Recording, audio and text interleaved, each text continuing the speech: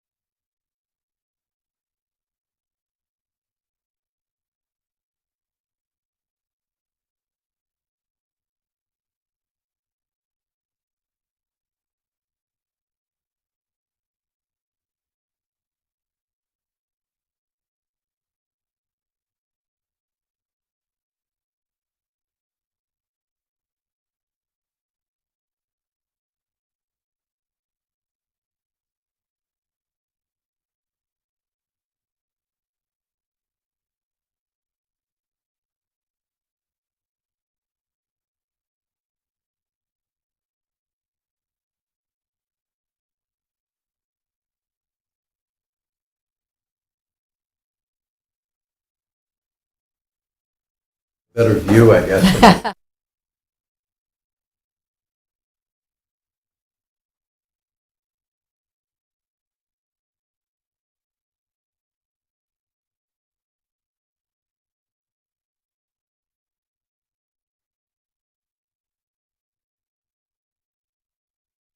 See, that can all go there.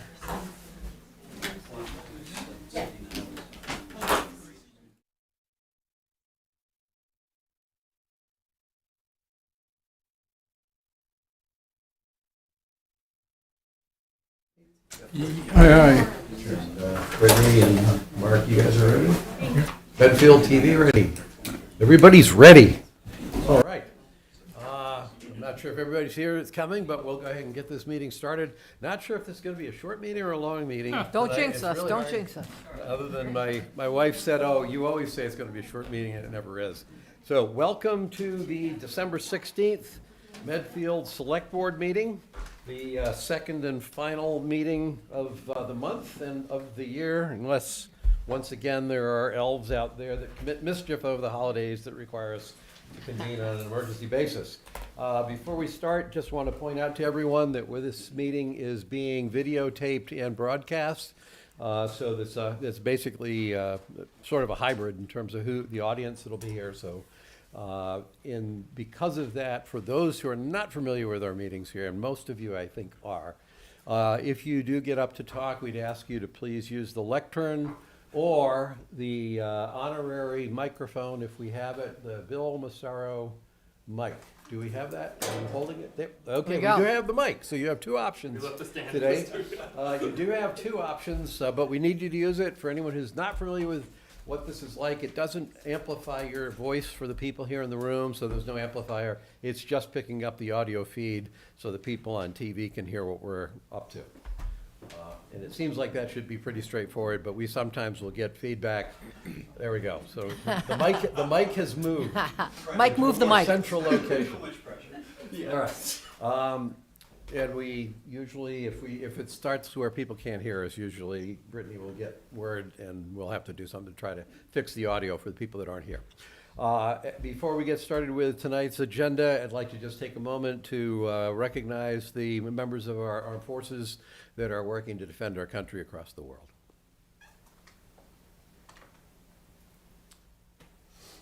Thank you. All right. The very first appointment we have is a quarterly update from the Board of Health, and I can see the Board of Health is here, so take it away. Oh, You don't have another one? What? Wait. I thought Ben was. Ben is first, I think. Oh, Sorry. And then Board of Health number so, 2. sorry. Let's see, and He's online. He's online, so I just Okay. promoted All him. right. Sorry. Shame on me for paying attention to the published agenda and not paying more attention to the informal email that said we might move Ben first so he can get that out of the way. So Ben, if you are there, we are actually, for anyone who's paid attention to the agenda, we have jumped to item number 15 on the agenda. Vote to accept the bid and sign the contract with Woodall Consultants for the construction and redesign of the 3 intersections associated with the Medfield State Hospital redevelopment project. These are the Hospital and Harding Street intersection, which is being turned into a T intersection, the North Street and Harding intersection, which is gonna be turned into a relatively small roundabout, rather than have it be that triangular intersection that tends to induce people to try to run out from the stop sign in front of oncoming cars. And the third one is the West Street and Harding Street intersection, which is that one that if you come out West Street onto Harding, requires you to make about a 120-degree to 135-degree turn. It's good for the neck, but not necessarily comfortable for people to do, so we're gonna convert that into a T intersection as well, where West Street will basically have a stop sign and T with Harding Street. So, Ben, if you're there, why don't you take it away? Yes, thank you. And you summarized everything pretty well. I would note that this also includes, it's essentially a two-phase construction project. The roadway intersection off-site improvements that you mentioned. It also includes some utility infrastructure upgrades at the State Hospital campus. And seeking approval on this contract tonight because some of the structures that will be part of the construction do have a sort of a long lead time.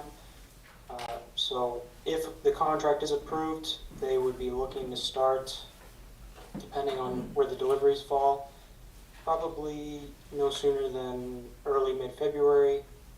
And then they would be looking to have the improvements on the State Hospital campus done by early to mid-April, because I know that Belforge and they have some events in early May.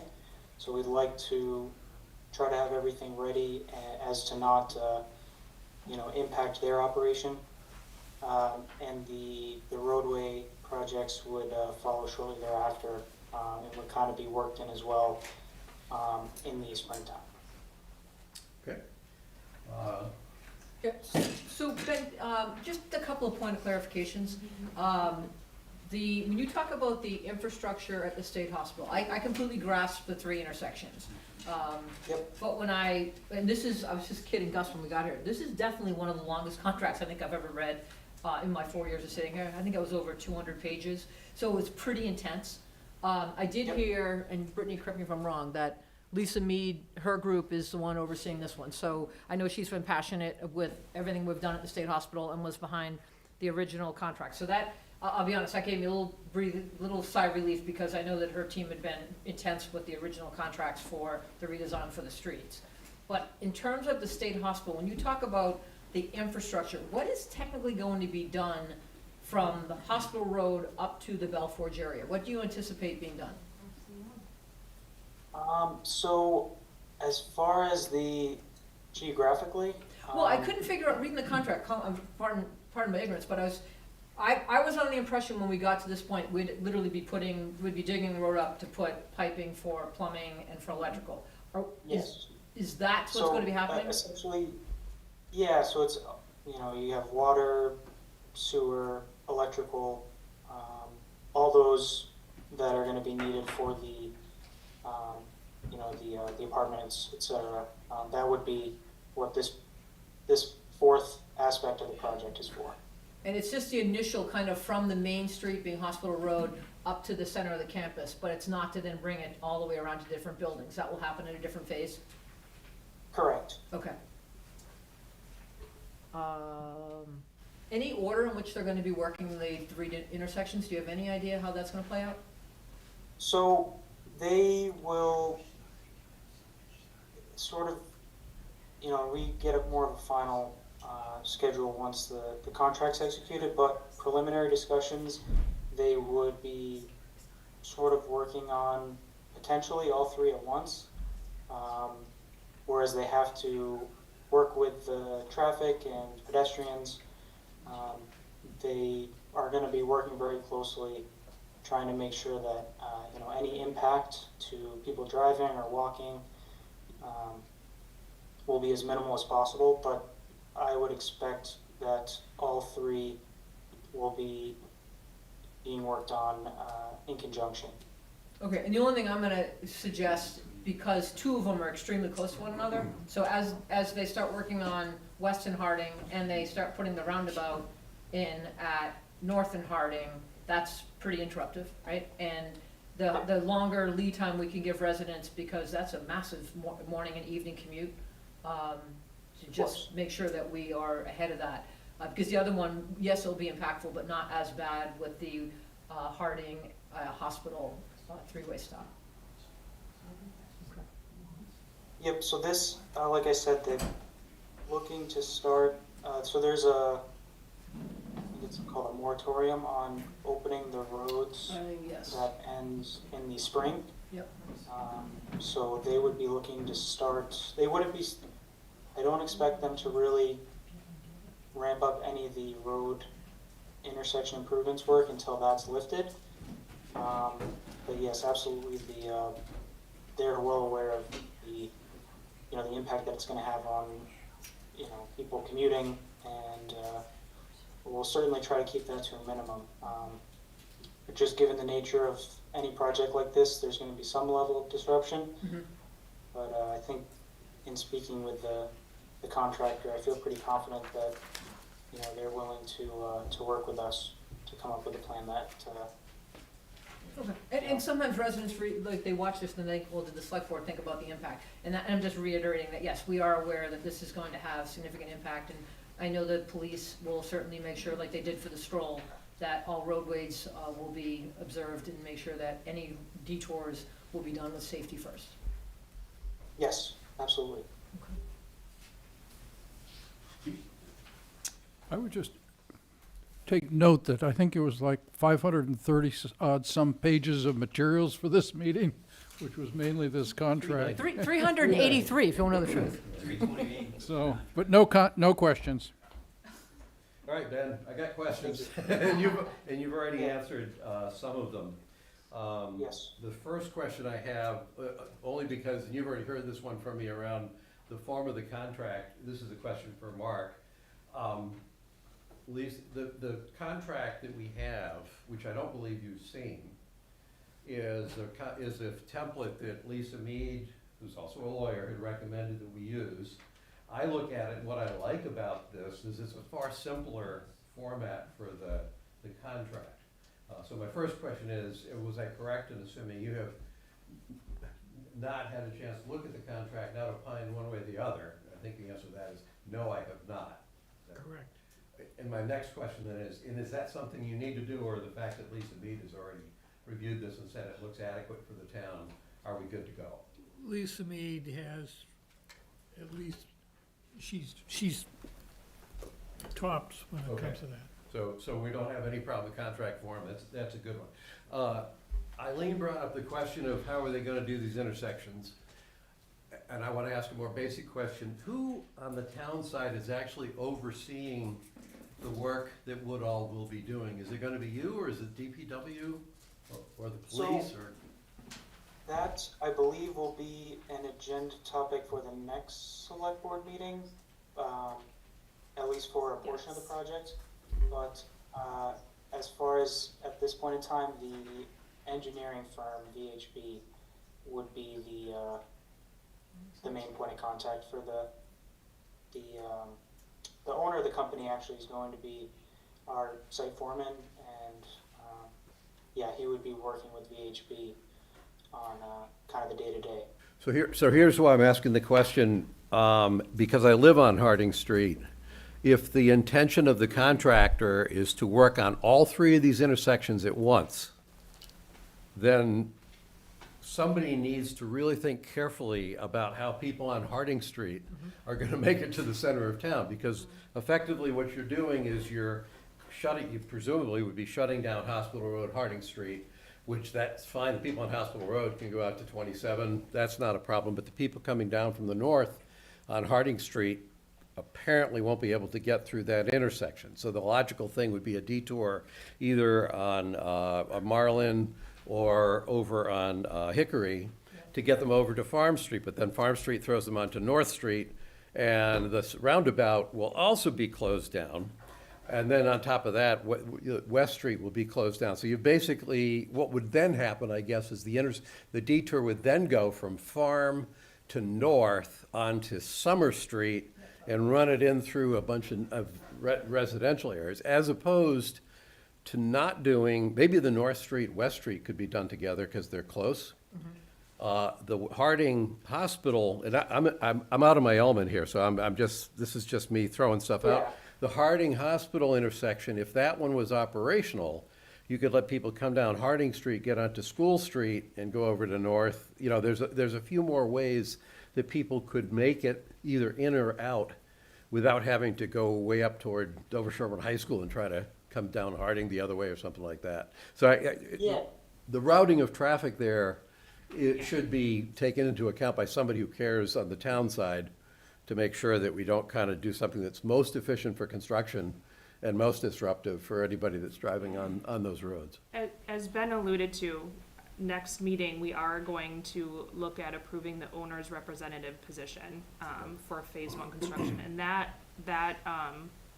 group will be focused on bi-weekly construction meetings with the town and the contractor, site observations. So they'll be our kind of our boots on the ground overseeing this project. So I anticipate that they'll work with the police and everything about how that is all gonna work. So that's what we're I'm looking at. cautioning And that that's not a in trivial question.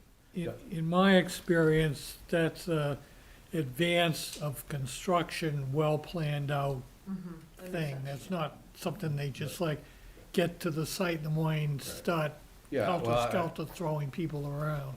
Right, so what I'm saying, it's not a trivial question, and especially if we're doing all three intersections at Yeah. once, then it's a more complex question than if we're doing maybe two that make sense. I'm not claiming expertise, I happen to live on the street, so I probably have a little more at stake at it, but that just doesn't look to be as straightforward as, we just gotta do all three at once.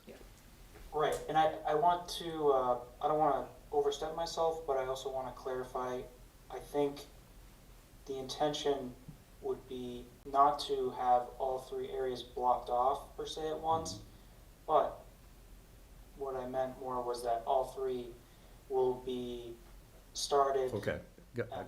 around the same time, and work on this one this day, and then this one another day, Okay. because they kind of schedule, say they have a paving subcontractor, they're gonna not finish one completely, then have the paver come 3 separate times. Yes, It's okay. much more cost effective to have the paver, come out, mobilize once, and then, they can kind of phase it that way. So I don't expect, all three to be inaccessible at the same exact time.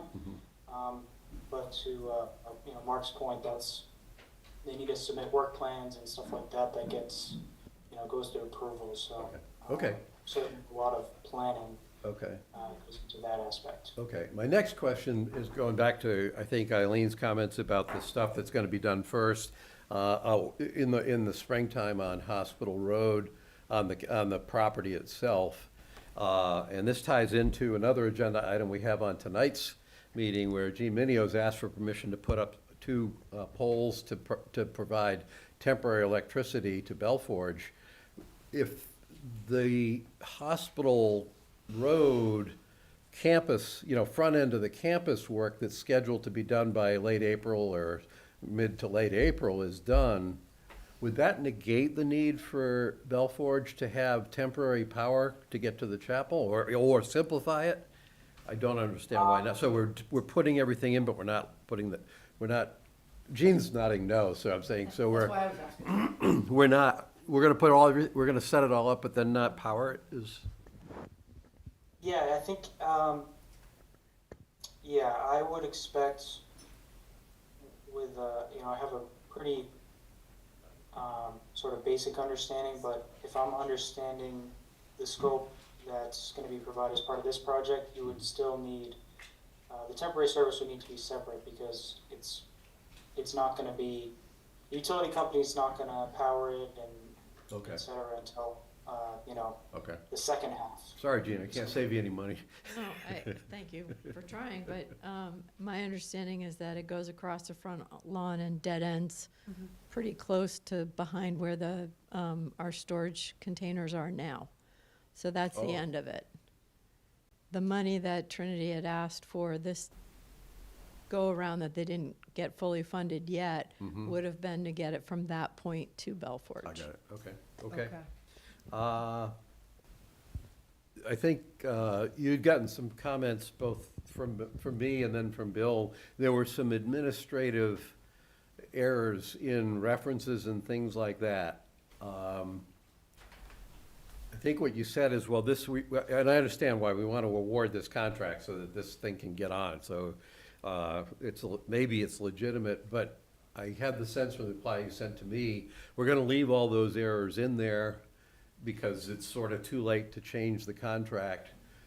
If we do that, are you confident that we will not get into any legal disputes with the contractor saying, wait a minute, you said it was this and we think it's that those administrative errors that we know in terms of references are not going to turn into legal problems with the contractor? So when you say the references, so I know like the appendix, Right. and then there was one where that should have been payment, and it said it's pavement. Yeah. Um, That one I can see is probably nobody's going to make the argument that we're going to send them pavement instead of payment. We could consider That it. might cause a problem. If it had been here the other way, we might have had a problem, but if it's just pavement, we can barter. So to answer your question, I'll answer it the best I can. I mean, I feel confident at this point in time that all of the documents that should be in the contract are in the contract. Mhm.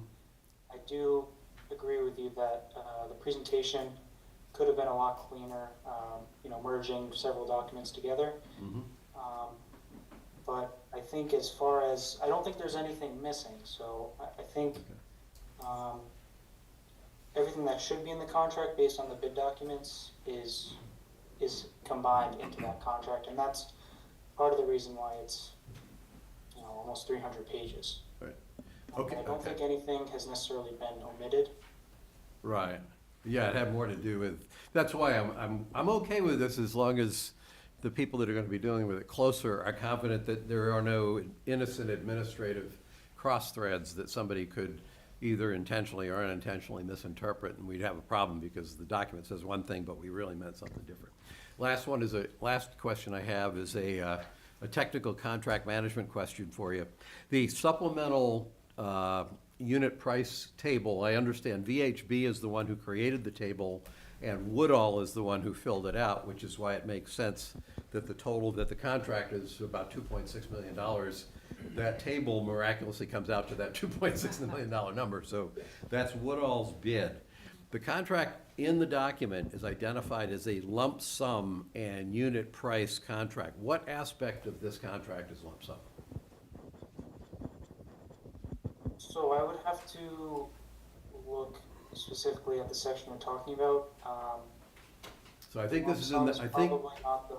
this is the very front part of the contract, the part that Lisa Mead's template says. I think the answer to my question is none of it's lump sum, because the entire thing is accounted for by unit price calculations on that supplemental table.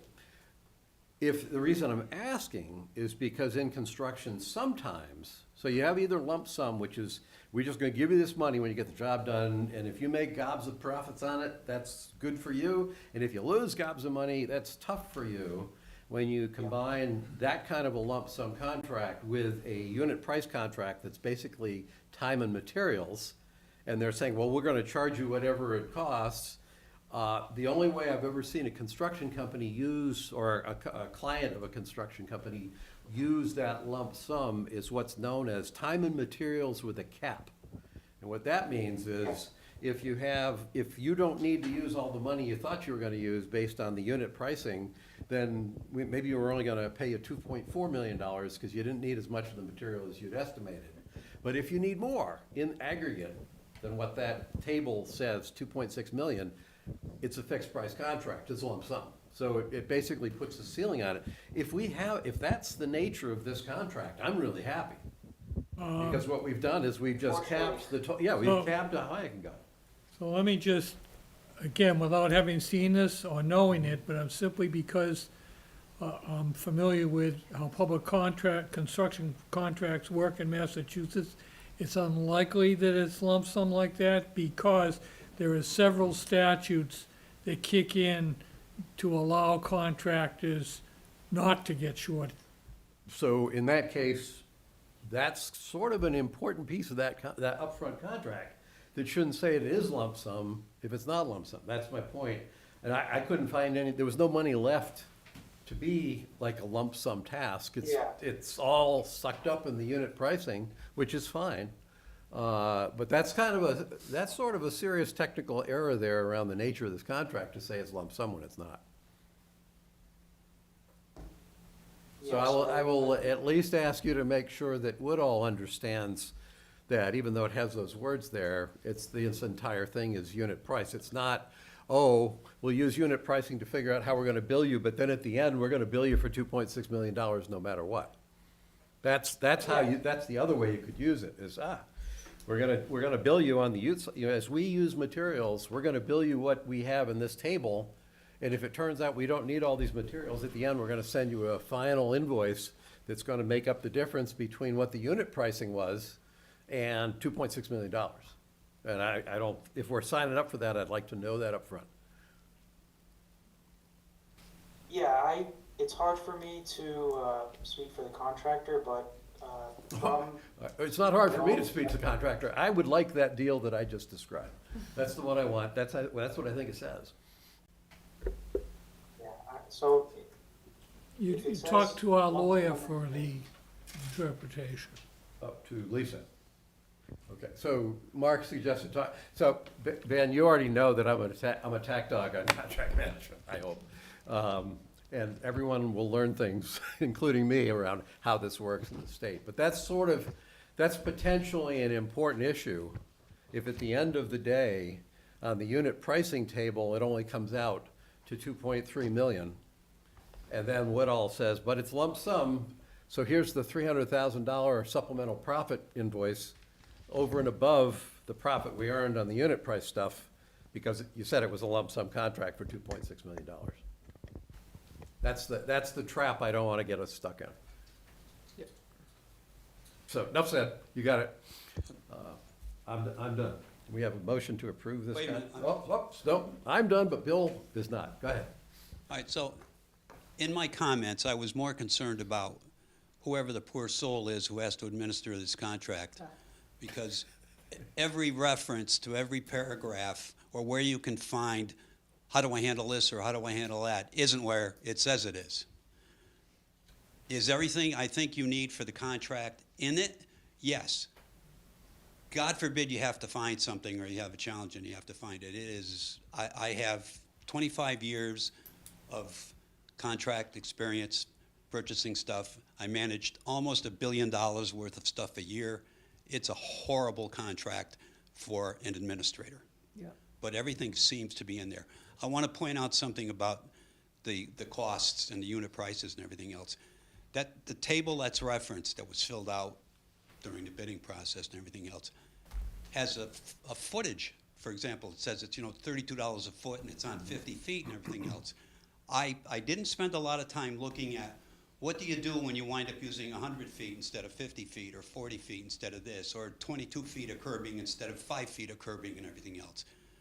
So Well, there's the unit price per, whether it's foot, I think most of them were per But it foot. also has, that's how they get the $2 million though. It says, it's $42 a foot and it's 1,000 feet.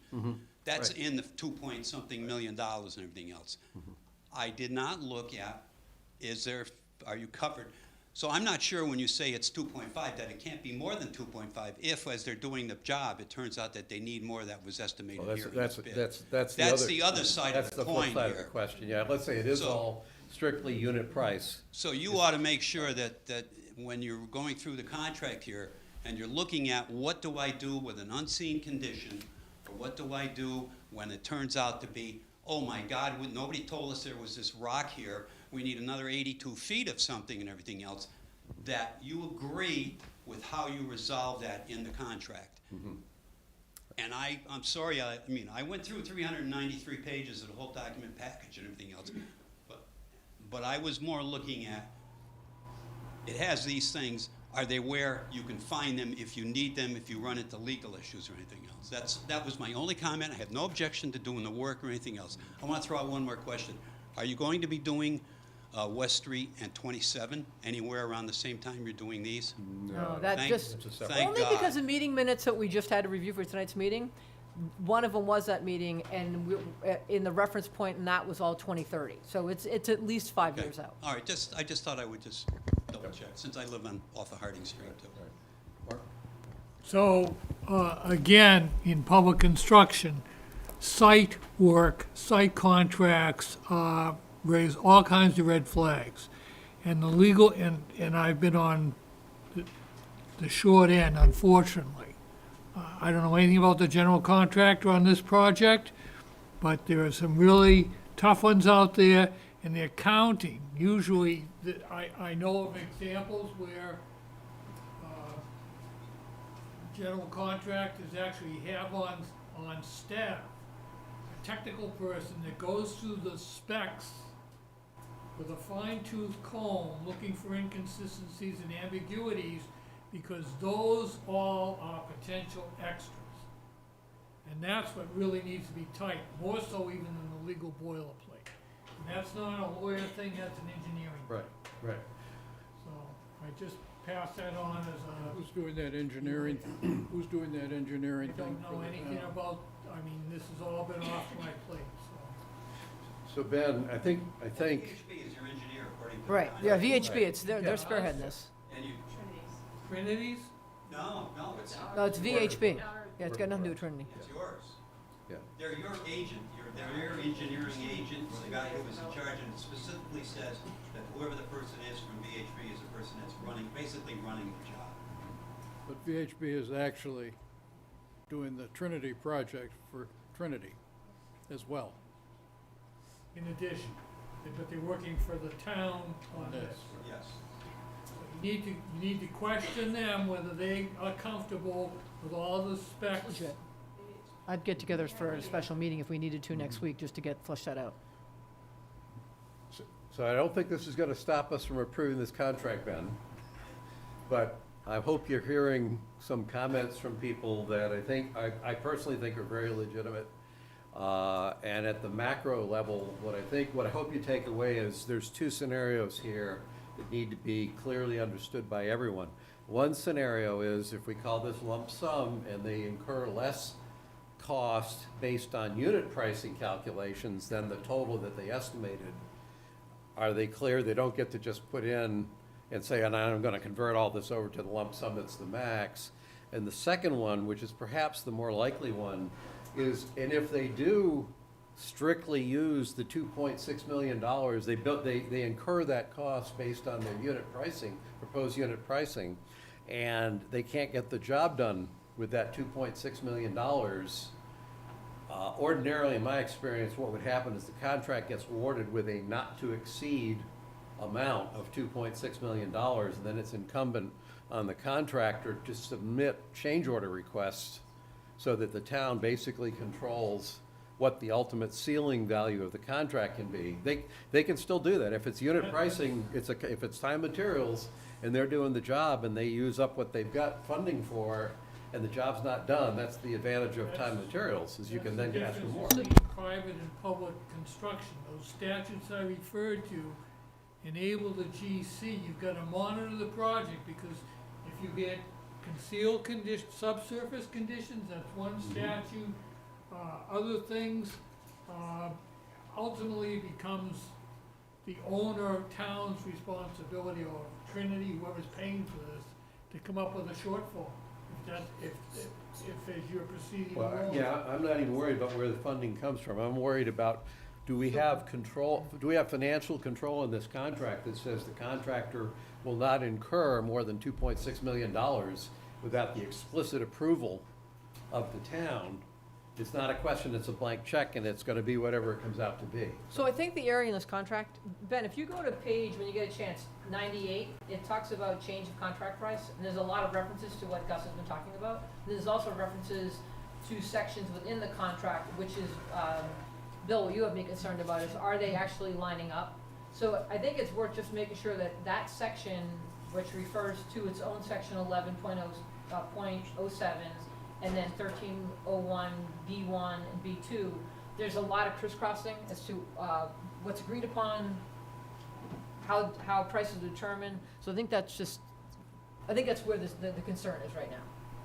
If that's not buttoned up right, and what Mark's saying is correct, we could end up paying more than 2.6 because there's no, do whatever you're gonna do, but you're not getting more than And what 2.6 happens, from the the town. worst case scenario is, whether it's, there's nothing you can do about the subsurface conditions, but if there's another inconsistency, whatever, you come to a critical point, and whether you have to stop on the project until you resolve the issue with the contractor.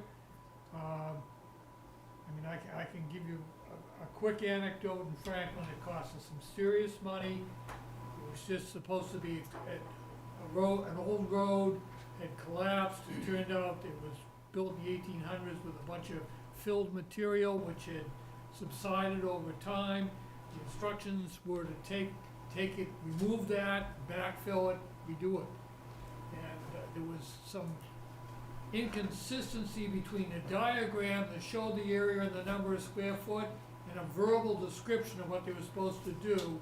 And as I said, this GC had gone over this with a fine-tooth comb. As far as they were concerned, there was already an inconsistency, and once they hit the lower figure, they said everything else is an extra. And our project manager gave the okay to keep going.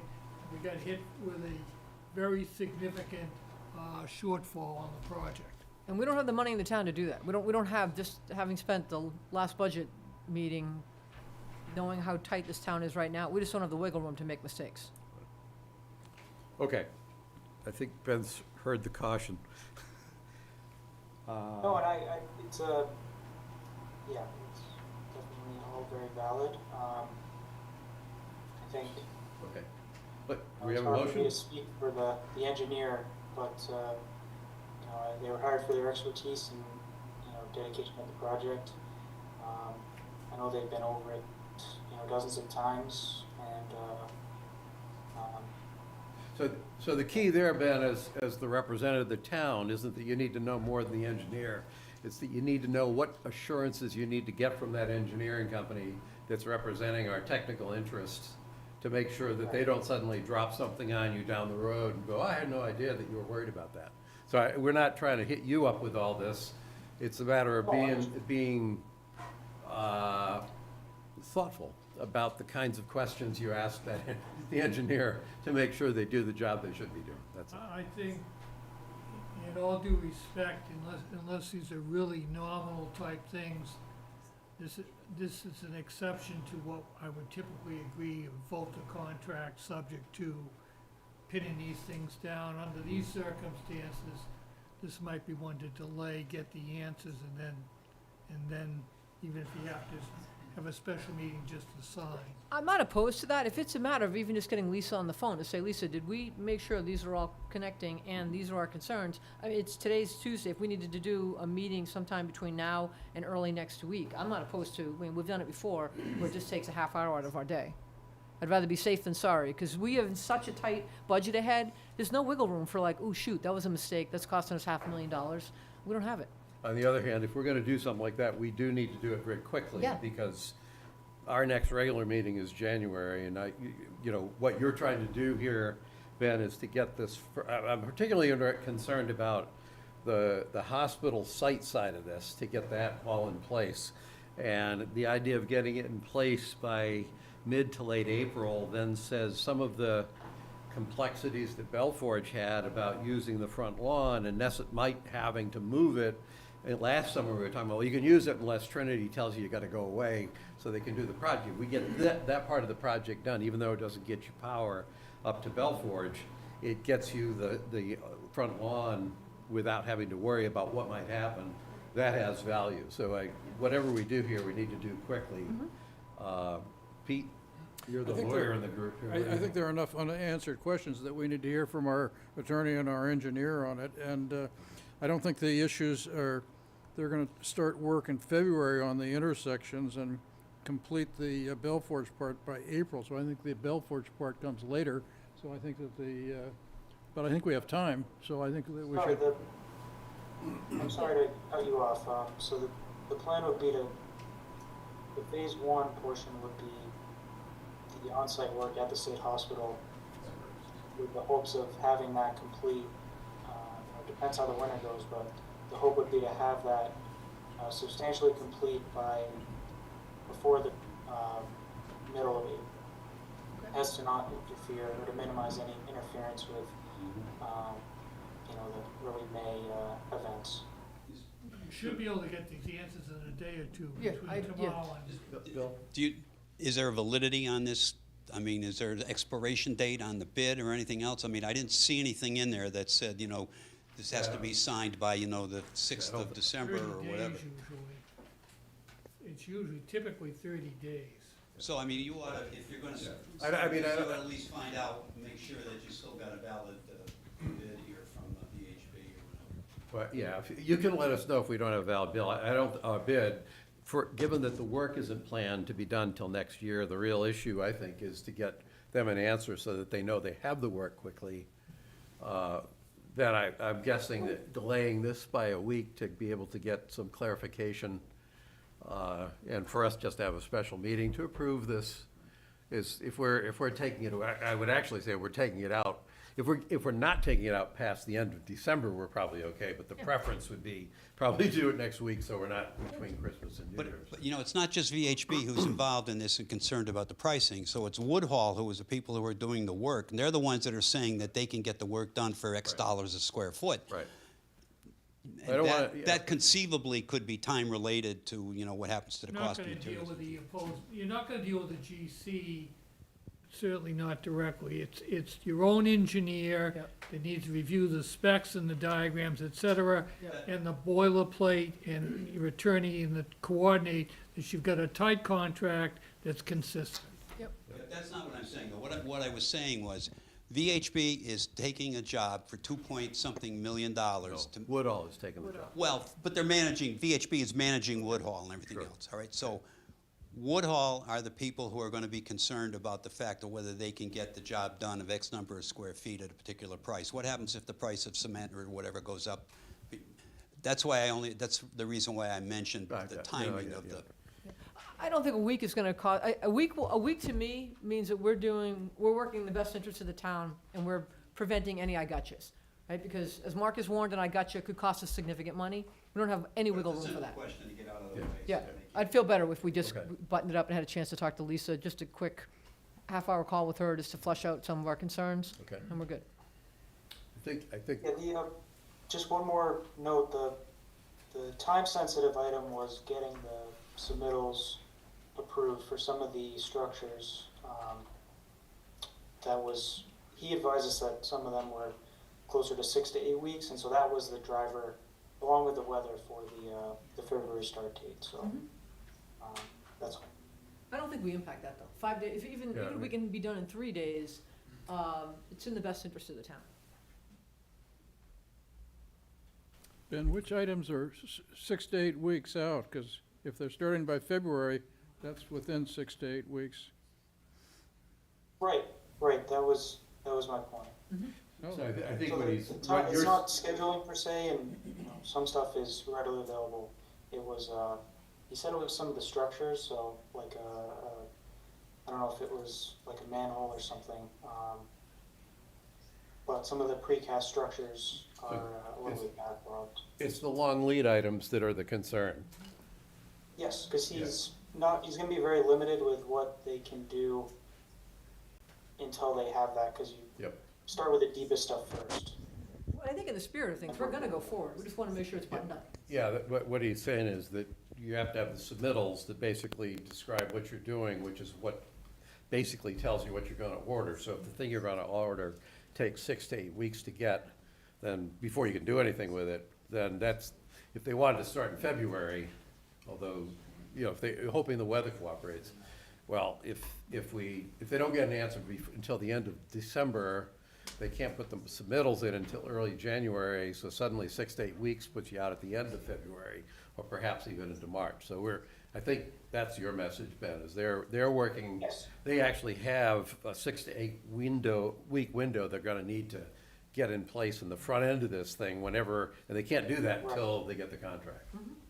Yeah, so they need to send the submittals to VHB, who will review and hopefully approve, and then once they get that approval on the submittal, then they can place the order. So whenever we get whenever they get into the queue. And that was just an estimated, lead time. But that was sort of the driver Yeah. for Okay. the contract on today's agenda. Okay, let's just, so we don't walk away from this conversation not knowing who has the ball to set up the call with Lisa. Yep, I'll take that one. Okay. Yep. So, and we'll look to do that either later this week or by the, Yes. before Hopefully Christmas. everyone's in town, yeah, Okay. yeah, we'll And- see what we can do. Okay. Okay. So you'll do that, we're gonna be flexible to get on, it can be a call. Yep. Okay. And then, will VH be in on, should VHB be in on that call? Or do we have a call We'll with have Lisa? we'll Yeah, try to have everybody. everyone there, and then Okay. that way everyone can answer all the Okay. questions at once Okay. and get it So done. what we're gonna try to do is limit the delay here to a week at most, and maybe less than that. Right. Is that good? Welcome back, Christine. Okay, So sorry about that one. all right. You have any questions for us, Ben? No, I appreciate your comments. It makes more sense to have everyone on the same page. And to Eileen's point and Mark's point, I would hate to see something go south, regardless of, it seems like they're a good contractor, but, it's better to be sure. I think it's a responsible thing to do. We have a client we worked with for years that has a senior lawyer who handles all their contracts, and I've always liked, and he speaks at some of our programs, and he basically says, look, you never want to have to use your contract, but you want to have good client relations to where you never need to use the contract. But that doesn't mean you don't have to hammer out a good contract, because when things don't work right, everybody runs the contract. So it's like, the fact that it's a good relationship is great. And that's what you want to rely on, is the good relationship to work through the issues. But you want to be backed up by a contract that you've got all your interests covered as thoroughly as you can get it. It's not because we anticipate a fight, it's because if you're going to have one, you want to make sure that you're sitting with a good set of cards in your hand at the time, so. Okay. All right, good, thank you, Ben. Thanks, Ben. Thank you, everyone. All right. Talk to you soon. What I realize is the reason I didn't understand the switching and the minutes is because I downloaded the agenda and printed it out yesterday, and I looked at it again today, and I didn't see anything in today's version that said revised agenda. No, it's Yeah. not, I think you're looking at the draft, and then I told you that we would maybe take Ben first, and then I. Yeah, 'cause when you Well, I said did, that, I'm like, yeah, I it's did Ben. see that, and that's, and I forgot that you said that, but I Yeah. didn't, these It's two the same didn't tell me agenda revised, that's been okay. out since last. Yeah. Well, so now I'll get it, so it wasn't item 15 if you had the up-to-date agenda. Number one It was here. only item 15 if you had the one from a couple days We're all ago. set. Let's go to number 2, yes, the Board of Health quarterly update. Okay. You're not bringing any contracts for it, are you? No. All good. We're doing this on time and materials. It's nice to see you all. Thank you for having us. You can sit, Emily.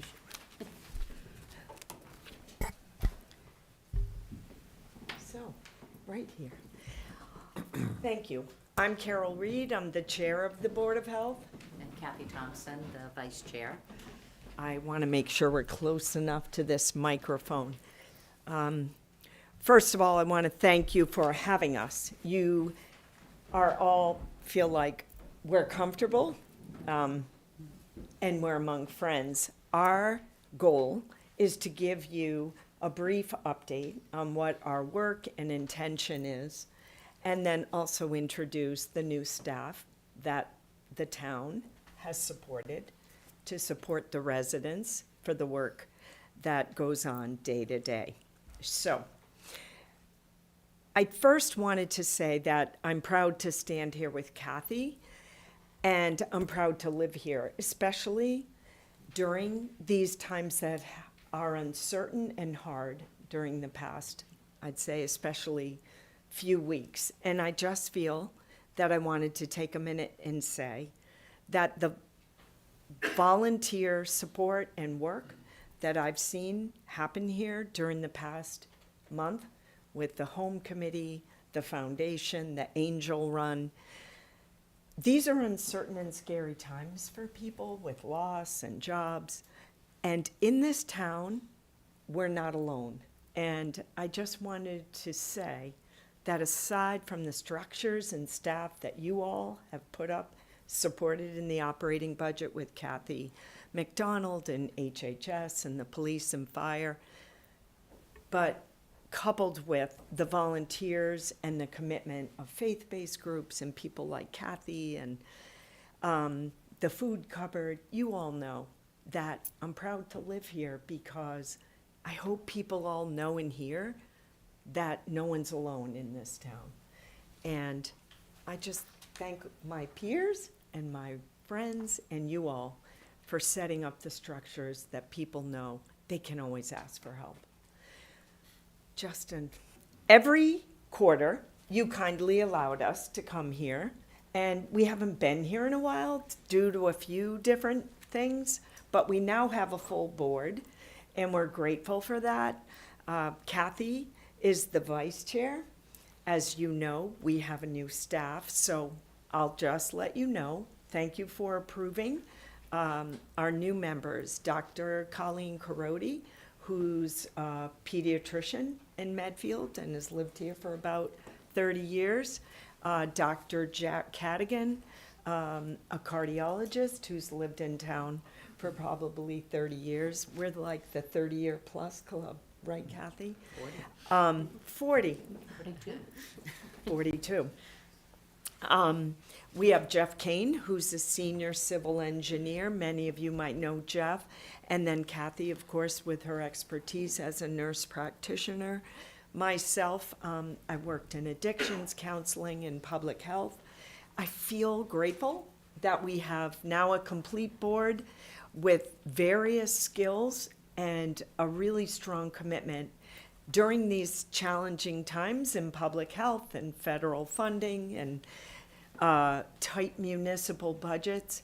I feel that we have our role as advocates for the role and scope of public health responsibilities in the state of Massachusetts and federally, that we're prepared to do as much as we can to advocate for services for residents, mental health, physical, environmental health, emergency preparedness, but also know that we're working as advocates to find grants, to find additional funding, to connect with state funding, so that we can build our capacity as we're realistic with municipal government budgets.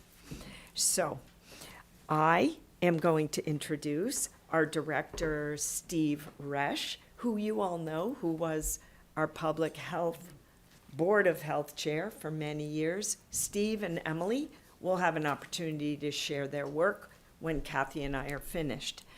We have Emily Delaglio. I usually say it right. Many of you might have met her at Medfield Day. We spent the day introducing her to residents. She's wonderful, part-time public health nurse. And again, thanks to Christine and you all for working to start to create a department, a public health department here in town that can be responsive to the broad needs of citizens and our growing community and the various projects that come across our segment of public health authority, regulatory issues. And so I know I speak for Kathy, we're confident as we move forward with our staff and with our structure. So we appreciate you having us, and we look forward to coming now regularly every 3 months. So here we are mid-December.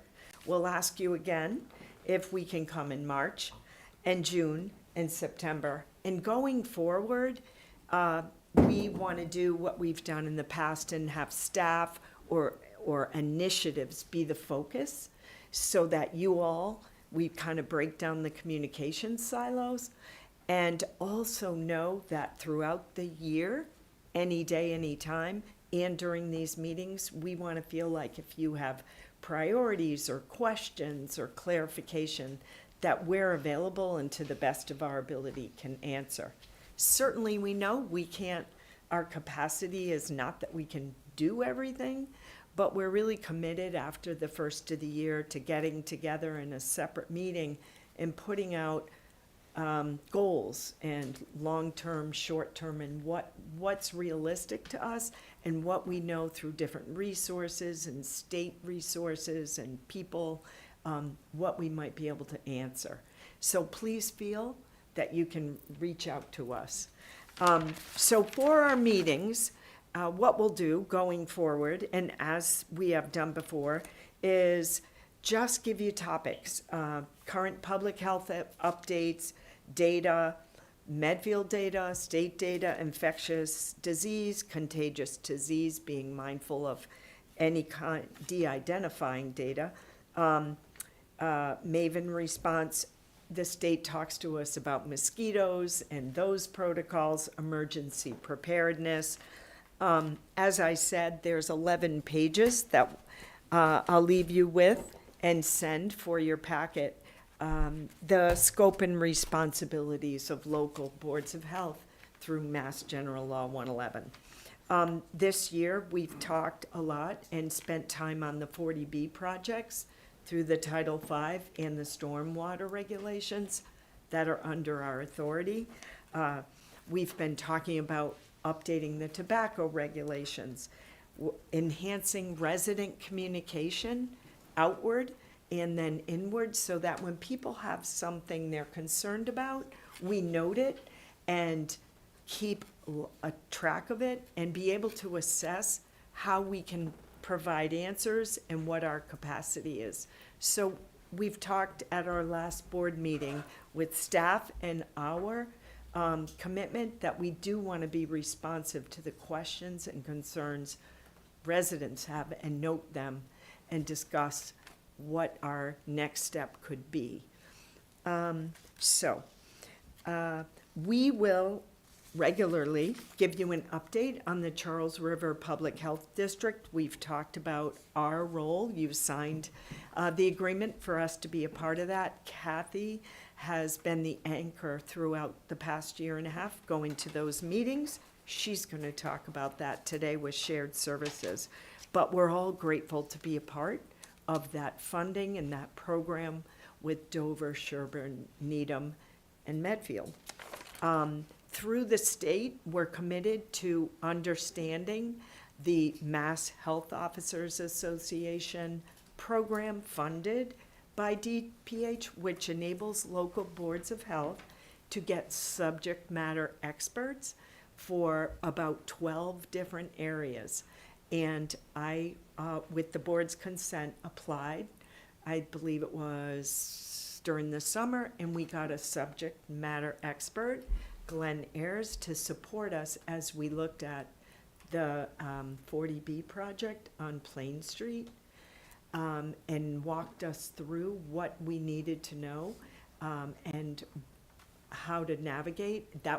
He will help us again when the permit time comes for that project, and he is also going to help and support our knowledge for the Rose Bay project. We're committed to having Medfield be considered for these type of funding opportunities, because Kathy, the kind of expertise that you got there, is that sort of engineering kind of expertise, hydrology? I'm just trying to understand relative to Board of Health, what is that added expertise that was important? So Glenn has almost, I think, 25 years, and I like that you asked that, and I brought a piece of paper. I can share it and put it into your packet.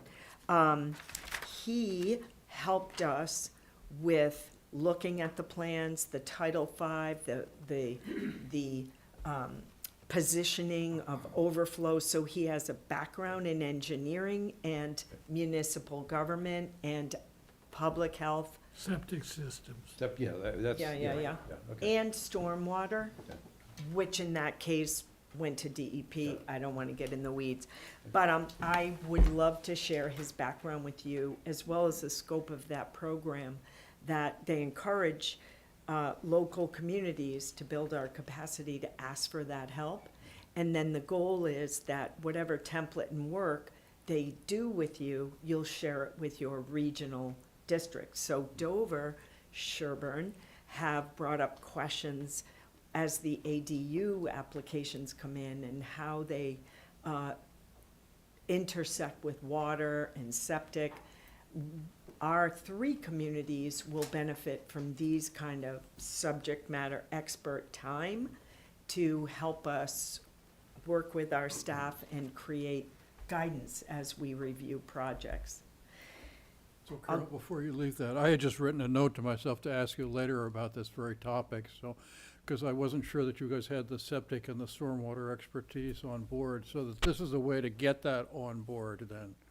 Yes, and we benefited from working with the attorney for the ZBA for the 40B project. He Our guided us. consultant, Paul Haverty? Yes. It's a similar type of thing, although I don't want to say that we applied for a grant. We applied to have these hours given to us that would guide us on this work. So if you need it, you can apply and get it. You don't have to, it's not, is it a competitive thing? There are only so many. Well, Department of Public Health, through the Office of Local and Regional Health, has committed funds to this. I don't know with the state It could run out. how long, but he has committed to be able to work with us, I believe, through the end of the fiscal year. Yeah, in fact, they had a scare earlier this year where Len, who started to work with us, got us through 86 Plain Street, and then he said the program looks like it's gonna be cut. Behind you is the microphone. I was like, oh, thank you, Bill. Oh, sorry. He said the program actually was gonna be cut, and he wasn't gonna be able to provide any more services to us, but then they put the money back in the budget, so he's still, And we luckily, but yeah, reapplied. it is a risk. Yep, and we reapplied, and, yep, so he's told me, we had a meeting with him up front. It's, the money is managed through Mass Health Officers. There's 8 or 10 subject matter experts. They, he in particular has worked with Millis for a year on 2 certain projects. So the state, I know, is committed to having us build these foundational public health services and the knowledge to be able to understand and respond accurately. That is such a great idea for the state to be doing it this way. Yeah, Yep. and that's, you know, just another benefit through shared services that, you know, we're utilizing, so that's great. Yep. Maybe just to round out the friendly amendment. Microphone. To that question that Pete mentioned, it's worth mentioning that one of your board members also is a professional engineer with a lot of septic experience. That's Jeff Kane. Yes. So even within the board, that expertise exists. I wasn't aware that you had an engineer now. Good. Yes. Yep. Yep. And we know, Thank you for coming in and educating me. Yes. you know we like to come. So I believe that now Kathy is going to share with you the work of shared services, and Emily, and then Steve will speak. And we really appreciate your time having us and giving us your patience. Yes, thank you. I'll be brief. As you know about shared services with Dover, Sherburne, Needham, and Medfield, it's been really instrumental as we have new staff coming on board. There's a lot of mentoring going on. There's a lot of meetings among the different nurses, both sharing resources, sharing, you know, the ability to fund or to staff like a flu clinic in a different town. So that's been a really helpful thing with shared services. 2 things that that I'm really working on now going forward with them is having a medical director. That's something we've been missing in Medfield, having somebody to write our orders. When our last public health nurse left, it was a doctor that she knew that wrote our orders, enabling the public health nurse to go out and do, you know, vaccines or, you know, do a home visit and be able to do that. Usually our clinics lately have been pharmacists come in, they do their own billing, they give the immunizations, we just coordinate. So people have had that resource, but there's a lot of times when people have missed that and they're homebound, and so this will give us the ability both to have a consultant, for the 4 towns, that the nurses can have like a monthly meeting with, somebody to oversee our programs or to, look at them, look at our procedures, and most importantly, we need somebody to write medical orders. So that will be a really good thing, that funding will come out of the shared services that's been budgeted for. They just wrote the job description, and they'll be looking for that soon. The second thing, Gus, you're going to be very happy about this. They're going to fund a community health assessment. Gus and I have talked about this for, I don't know, not a decade, maybe a little less, but that will come to, because it's very expensive to do that. But we're going to be starting to meet monthly, and they'll be funding that. They showed us Needham's health assessment, which is a giant binder of, all the resources that are available in that town. So it'll be nice to have that all put together so that we can know exactly what services are out there and available. And lastly, I just wanted to say how thrilled we are to have Emily on board. Emily is 19 hours, so part-time public health nurse. And she's been doing lots of wonderful things. She sent a report, her December report, to the Board of Health. She's been doing hands-only CPR training in Dover. She attended Narcan training. She's working with the library for a maternal health group for young moms. She did a presentation for Citizens Academy. She's been attending the DPH monthly webinars, full-day Narcan training. She's been continuing with the blood pressure clinics, which I have to tell you, the seniors love her. Going to the Council on Aging and Tilden Village, so that's a really nice thing. She monitors our MAVEN, which is the infectious disease stuff, which is a daily thing. She's also met with the shared services nurses, as I mentioned, attended Health and Human Service monthly meetings, began the library programming, attended Middle Fork, the Medical Reserve Corps, which is great to have that, back in attendance. Some public health mentoring meetings, as well as calls with there's a state public health nurse consultant, which is exactly for having new staff and getting them up and running. So I can't say enough about how thrilled we are to have Emily. And thank you always for all your support. Don't go anywhere yet, Kathy. I have a question for you. And I'll just be exposing my ignorance here. So Kathy made it sound like I knew what I would be talking about at community health. That's not true. You asked about that. I did. You but that several doesn't- times. I ask about lots of things that don't necessarily mean I know a lot about what I'm talking about. The thing, as you were talking, that sort of caught my attention, and Kathy McDonald's here in the room, is let me ask the dumb question that maybe leads to a more useful question. I'm trying to form a picture of what the Board of Health does relative to what the town's social services do, or mental health services, and then when you started talking about Narcan, then I also put a link in to fire in the police. Yep. And I'm kind of saying, well, I think of the Board of Health as more individual physical health and environmental health. I think of what Kathy's heading up as more in the mental health space. To the extent it's health at all, what I'm getting at is if I think of someone who might have a mental health challenge somewhere, it's almost like the town's programs more likely reside closer to where Kathy works than the actual mapping onto the Board of Health. And then because when you start talking about Narcan training and things like that, I immediately started thinking of especially our ALS, the emergency services. The question that I really have that maybe is halfway intelligent is, could you comment on how the 3 groups, the extent to which, or the major ways the 3 groups link up and leverage their respective expertise to provide a comprehensive health capability in town?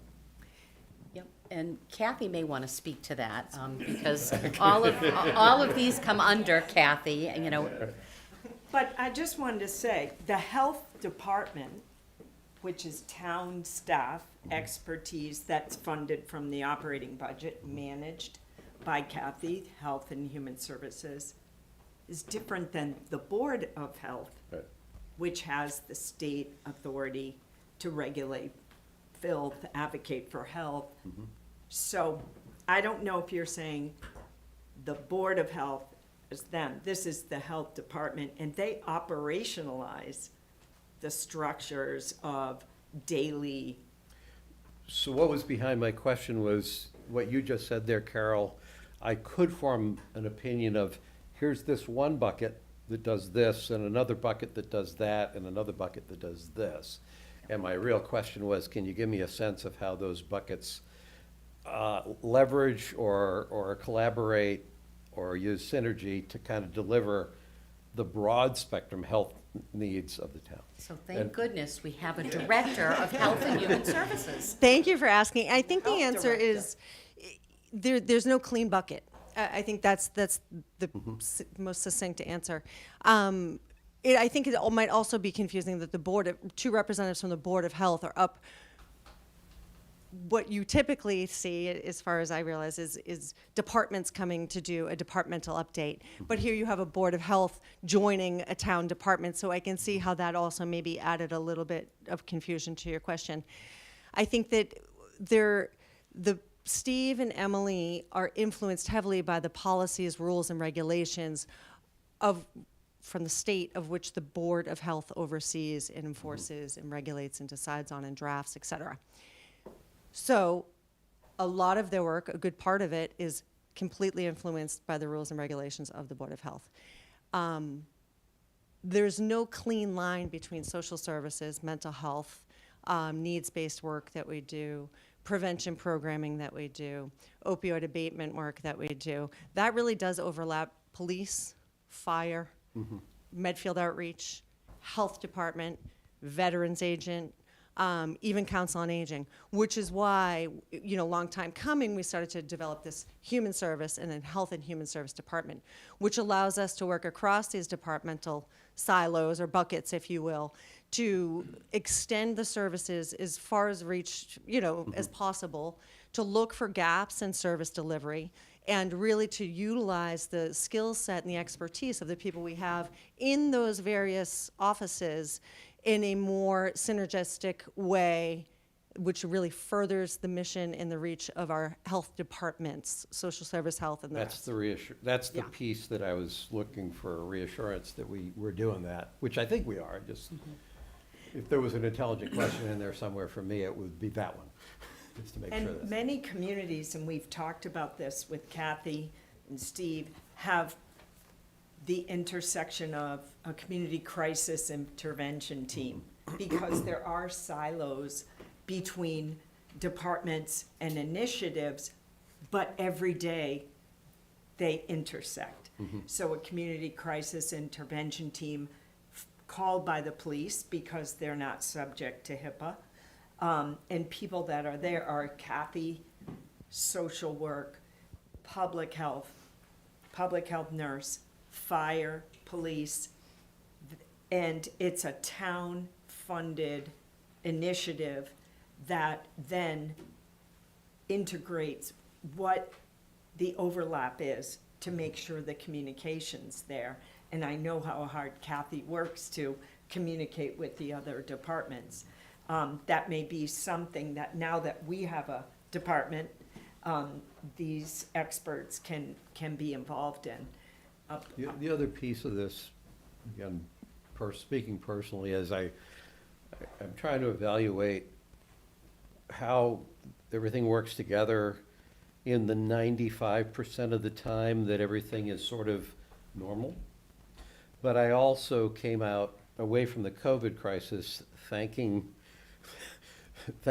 people, whoever deserves thanks, for having a Board of Health at a time of crisis when we needed clarity, we needed action in an uncertain situation.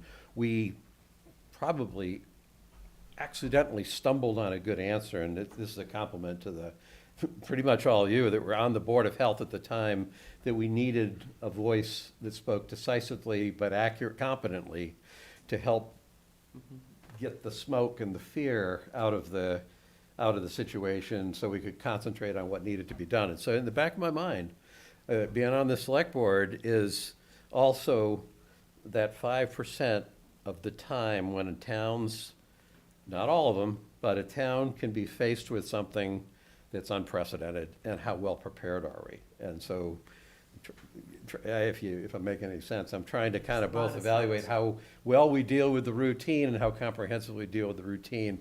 And I also am trying to understand or be sure that we are about as reasonably confident that if push came to shove, this town would be able to keep the train on the tracks. It might not look pretty, but they'd be able to do that in the unforeseen circumstances that unfortunately we seem to be faced with. Yeah, I think we're better poised for that. I think the relationships and the work that the Health and Human Service departments are doing together leaves us in a decent position to know the strengths of the people that are working in the various departments and to capitalize on those and then to ask for support where we need help. Yeah. Great. And then our role as, the state description you'll read here, the federal, really through the Constitution, given states the role and responsibility to protect public health, which is quite an umbrella, is to advocate, share our expertise, and try to connect our town to additional resources, opportunities, funding, and use our leverage or connections. But we do not go out and do all the day-to-day of inspection and health and management.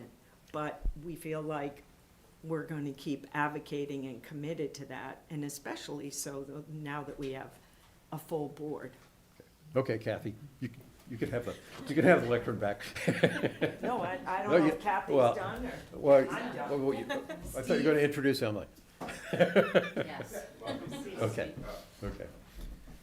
All right, hi, everyone. It just, following up on that, just a concrete example, I mean, really I'd say probably, I started in the beginning of September, and probably on a weekly or at least every 2 weeks basis, I'm finding that I'm intersecting with other departments, including Kathy's. And you see those intersections when there's housing complaints, where you often see an interaction with mental health, substance abuse, those kind of issues, right? Those kind of social issues interact a lot with housing code violations sometimes. And, I also end up interacting with building for the same reason, and fire. So in any case, I just wanted to give you maybe in 3 minutes a rundown of the public health department's sort of priorities and sort of current status on those priorities and goals. So number one, just start with me. So I'm doing a lot of training to get up to speed for this role. So I'm 16 out of 38 hours through FDA's tier 1 food training. So that's basically make me a better restaurant inspector, if you will. In January, I was accepted into the septic inspector training. So I should be ready and credentialed for doing septic inspection work next season, because I'll get that training in January. And, a little longer term, I'm working to get the credential, which is called a registered sanitarian or registered environmental health specialist, which is sort of the standard credential for someone in my role. And that's really, I just have to take a test for that. And that I'm studying for that test. But my aim is to complete that before I finish out my first year here. If all goes well, I'll be here for at least a year. So on a day-to-day, when I came in, we're really working a lot with Nancy Bonatti, who's got a magnificent, well-oiled, paper-based approach to managing all the workflows of the health department, right? But very paper-based. But it works. It's kind of elegant how well it works. But we're gradually trying to sort of document what are those workflows and if you could think flow charts, decision points, checklists, and then moving what we can to digital. Along those lines, so right now it's really just I'm learning what the workflows are as they emerge, and then documenting them as I do the work with Nancy. We're also sort of putting it down on paper, so it's not just in Nancy's head. And then also food inspection software, which was purchased through that shared services. I think, so we now finally have that up and running, so I now have the software I can go out and do inspections. And that's important because we have a backlog of food inspections where there's many, there's about 56 permanent sort of food service sites in Medfield, and many of them haven't been inspected, in over a year, which is really not ideal. So my goal is to catch up on that, and so by the time we get to the summer, that I'll have visited all 50 of those with an inspection. And it will also help me get to know all of those as well. The fourth thing is we're working on a Title V, which is septic, database tool. So right now, as I mentioned, it's all paper-based, but we've been building a database tool that lets you store Title V inspections and also track the outcomes of those inspections, because there's actions that the health department has to take in terms of enforcement if you have a failed Title V or a conditional pass Title V, and there's time frames for those things to happen. And right now we have no way to to track that, because it's all in paper folders and you just can't possibly. So now we've got this so that we're uploading all the new Title V's inspections. We get their results. If it's a conditional pass, then there's a checklist of what needs to happen to get it back to in compliance. And so you can see, and you can run a report and say, these are the ones that are late. These are the ones that have been fixed, The challenge with that is that there's a legacy of paper, and it's really beyond our ability to scan all that stuff in by ourselves. So we'll probably try and eventually follow the model that Maria used in planning and land use, which was to basically try and get a grant to hire a contractor where all they do is just they take all your paper and they scan it, and you specify how you want it, and then it's all digitized. But for now, I'm just trying to build the system so going forward we have that. You also might have noticed that we're changing around the town website in terms of health. So we've got, used to be a Board of Health web page. If you looked in departments, you'd see Board of Health. But it was actually just a link to the government section, because Board of Health is not really a department, it's a part of the government. So now there's a Public Health Department page, which is really about and then there's still a Board of Health page, which has to do with, Board of Health business. So that logic is cleaner. Three more quick things. Stormwater regulations and cross-departmental harmonization on stormwater. So again, pursuing a grant with Maria to sort of codify our stormwater regulations across DPW, Board of Health, zoning, and the subdivisions, and make that a more streamlined process to know, which regulations come into play when, or should there just be one set of regulations and so forth. But our goal is to, get a grant to have a consultant help us do that, because it's a bit of a heavy lift. And then preparing for OpenGov, which is another digitization thing. So to do a better job of tracking and managing inquiries and complaints, and tracking how they're resolved, and having some metrics in terms of like how many complaints are we getting, and what is the nature of them, and how are we handling them, and have we handled them? Because legally, some of the complaints we have to handle. Like if I get a complaint about lead, I'm obligated to do something about that. So, okay, and then the last one would be refactoring forms and letters and templates. So all of our applications and permits and letterheads they're sort of a mishmash. And some of them are from 1980, and some of them are, from last year, and it doesn't look consistent. And so that's more of a nice to have, but that's another thing we'll be doing, probably in conjunction with figuring out when we do the OpenGov platform. We'll see, what is going to be migrated to that versus be separate from it. But I think once we get through that, we'll have a more sort of consistent experience for the user that we're trying to serve at the public health department. That's all I got. Quick question. So the OpenGov, is that what Dana's using downstairs to help? Okay, that's been huge. Like I've Yeah. recently had some work done at my house, and the two of the contractors are like, "Oh, you guys finally went to that. Yeah. It's so much easier." And then I talked to Dana, and he's like, "Yeah, it's like night and day." So it's good. And I've heard, and this might not come out the right way, and I might not have my facts straight, but I know over like the last couple of years, people like, it's a pain in the neck. You got to go back and forth with Board of Health, and like this, like you think you wouldn't have to deal with them so much, and it can slow down things. So to know that you are so instrumental in a lot of the projects that go on here in town, that if you're going to streamline that, that's huge.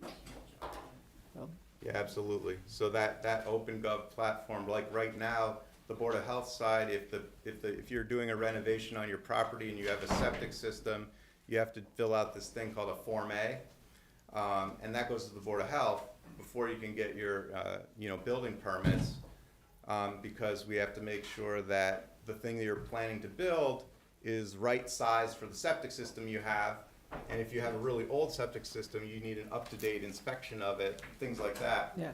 But that's all paper-based, so I'm emailing it to Dana, right?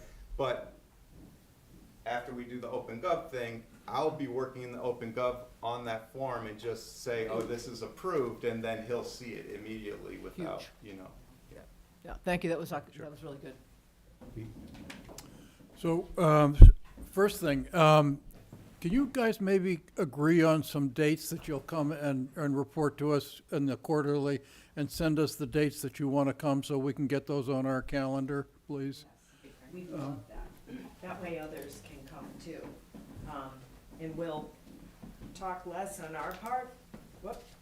Microphone, nice job. Speak less on our part, but keep the structures available and the communication open. But have Emily and Steve be able to talk about the nuts and bolts work, and us hopefully be able to talk about the progress we can make in advocacy and certain projects that we may take on, and being able, we talk often about how Holly Rand, who was an amazing member, really was committed to the AEDs. That was a Board of Health initiative, and she put the pieces together we all worked on with the chief and got that going. So we are Are you saying- realistic. We don't want to give the public health staff who work tirelessly every day on obligations, additional projects. So we're very mindful of that. And Steve is new to this full-time job, and just understanding and hearing him, we know that Medfield has public health leadership along with Emily that, can make some real difference for our residents and for the town infrastructure. So you have all been really patient, and we appreciate it. And we'd love to come back in 3 months. Okay. If you'll have us. Can I just ask a couple more questions, please? Oh. I heard you say crisis team, and that's something that we should be implementing. Is that what I understood? I don't want to be I have seen the success of that in the 4 or 5 towns I've worked in, where town service providers have the permission to come together to discuss initiatives or situations or cases from birth to senior, because they're in a room. And most service providers understand, oh yes, we knew about that, or Yeah. like Steve mentioned, housing complaint, but he can't really call someone and speak about mental health. So getting the structure of that, it was created in New York on a jail diversion model. I'm happy to give you, Kathy McDonald knows about it, but it's getting stakeholders together, convened by police who are not subject to HIPAA, confidentially with, I wouldn't be there. I don't work in this town. But the people that do the work to get together and find out and identify a protocol and a template of communication and being able to identify and work across their traditional scope where we all intersect. So So I- yes, community crisis intervention team. So I've come to think of the police and fire as part of our human service outreach, because they're the ones that interact with the people that human services need to be dealing with a lot of times. And so I like the idea of this crisis team, because I am assuming that they're in the room with, well, you say that the police convened. So I'm fascinated that the police convened to avoid HIPAA issues, but if it works, it works. I can give you all the documentation from John Sheft, he's written that So for us. who's gonna maybe take the ball on that item and let us, We're gonna get the Health and Human Service Department solid before we move to that next level, I think. okay, Yeah, but I will say, to Carol's point, it's an excellent model, and I think we're very lucky in Medfield that we have good communication in place already, which abides by all confidentiality and HIPAA laws. We use releases, we do the things we need to do to get the job done. There's always room for improvement, and so that's a goal, that's a further goal. okay, all right, so that's down the road then. Then I guess the other question I had, Steve, was actually for you, and it had to do with the fact that you were talking about all this training that you're doing, so thank you for doing all of that. In my brain, I remember that there was a man who was a consultant to the town on septic systems, and I think that what I heard was that he was basically enforcing Title V in Medfield before Title V existed. Talking about Domi?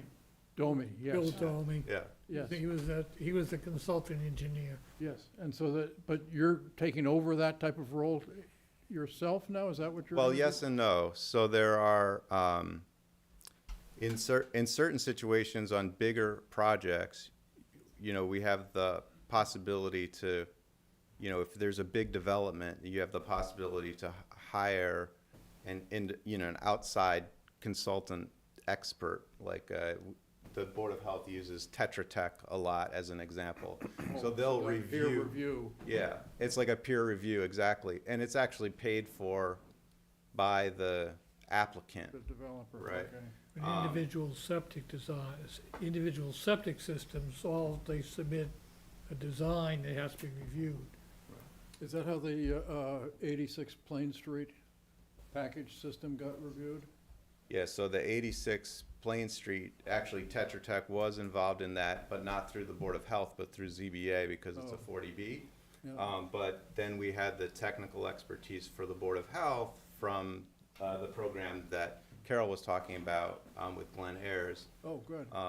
And when I get trained up to speed, then technically, for better or worse, I'll be credentialed to look at those regular septic plans, those single-family home, new construction septic plans, and do the review, the Board of Health review for that. Did that gentleman, Hare and Tetra Tech agree on the septic at 86 Plain Street then?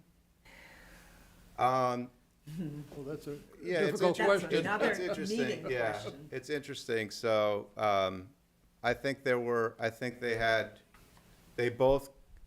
really both contributed perspectives, which ultimately, in the 40B situation, you have to be careful about because you don't have a lot of leverage as a town. Right. You can't In make it terms of the local unaffordable. waivers, right?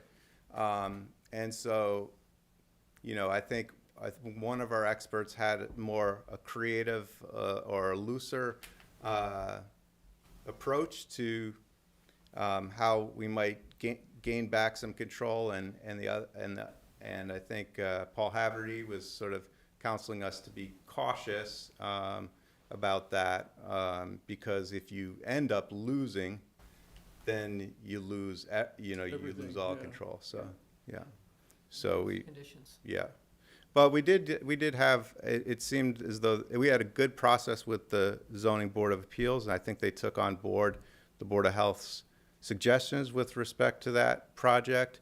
And we had some comfort because that project will come back to the Board of Health because they'll have to apply for, their septic, their Title V and everything, it's just that in that case, the Board of Health, I'm pointing to me, the Board of Health will be reviewing that basically as a proxy for the state. And they'll, they're only gonna be looking at it through the lens of state regulations. Which is Title V itself is a state Right. regulation.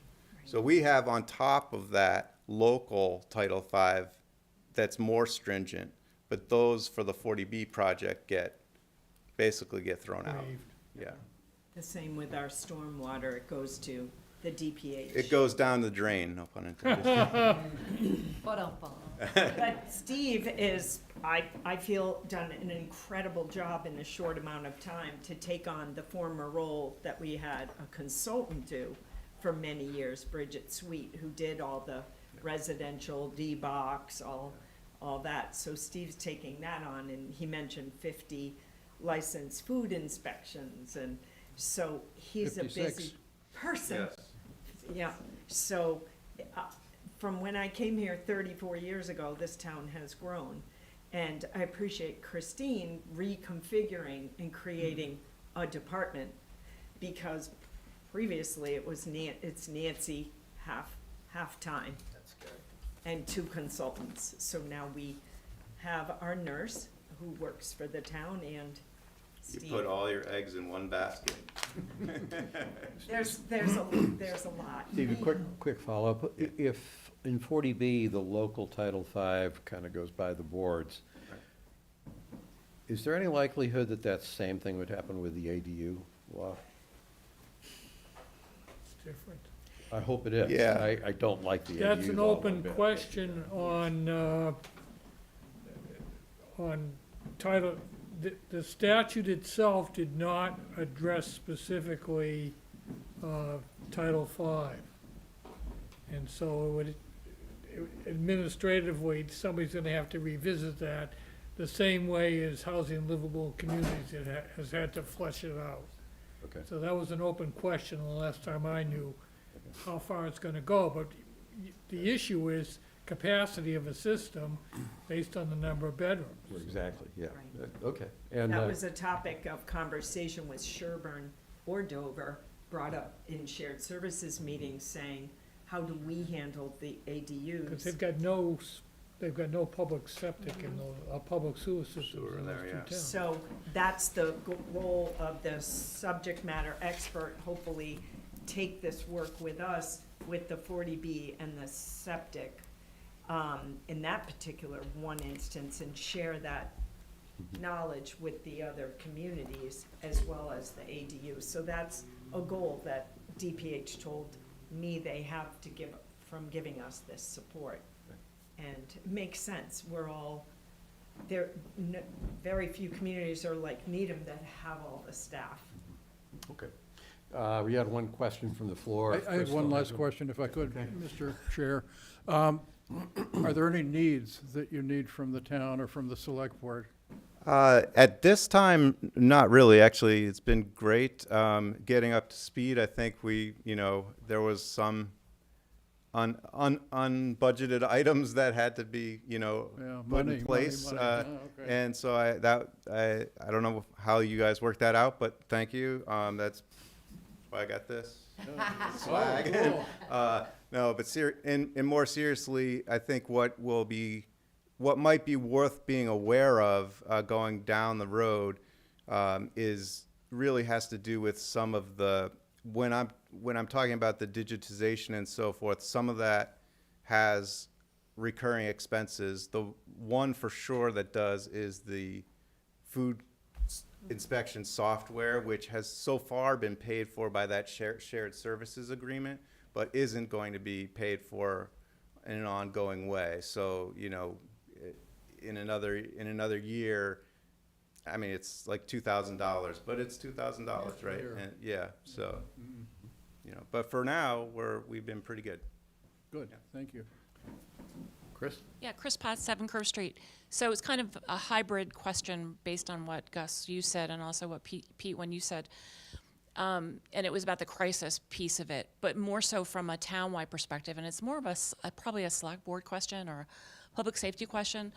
But do we have a disaster response team that does proactive planning to sit down on a regular basis to say, okay, if we were to have a big train accident or if we were going to have a big chemical spill, who are the people that have a seat at that table? And especially now that we have so many new people on board, it might be good to renew that plan on a regular basis, some kind of a regular basis. The fire chief, actually, that's one of his first tasks, is to update the emergency management Okay, plan great. for the town.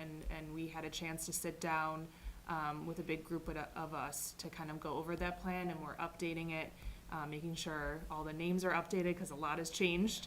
And then I think one of the first tasks we're also gonna do is they do tabletop exercises, which I think would be really great, to kind of bring everyone together and kind of work through those plans, with different scenarios. So we are in the process of doing that, and the select board will ultimately approve it.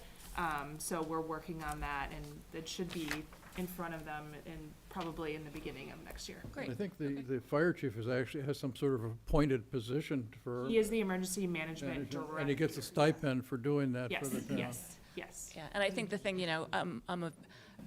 doing work with the Historical Society, I'm going through the files and I'm seeing these crazy pictures from over the years, the different things that have happened in town, and it's like, oh my gosh, like what would we do Yeah. if that happened again, So we had when Sarah Raposa was the town planner, we had a full-day charrette to plan for problems.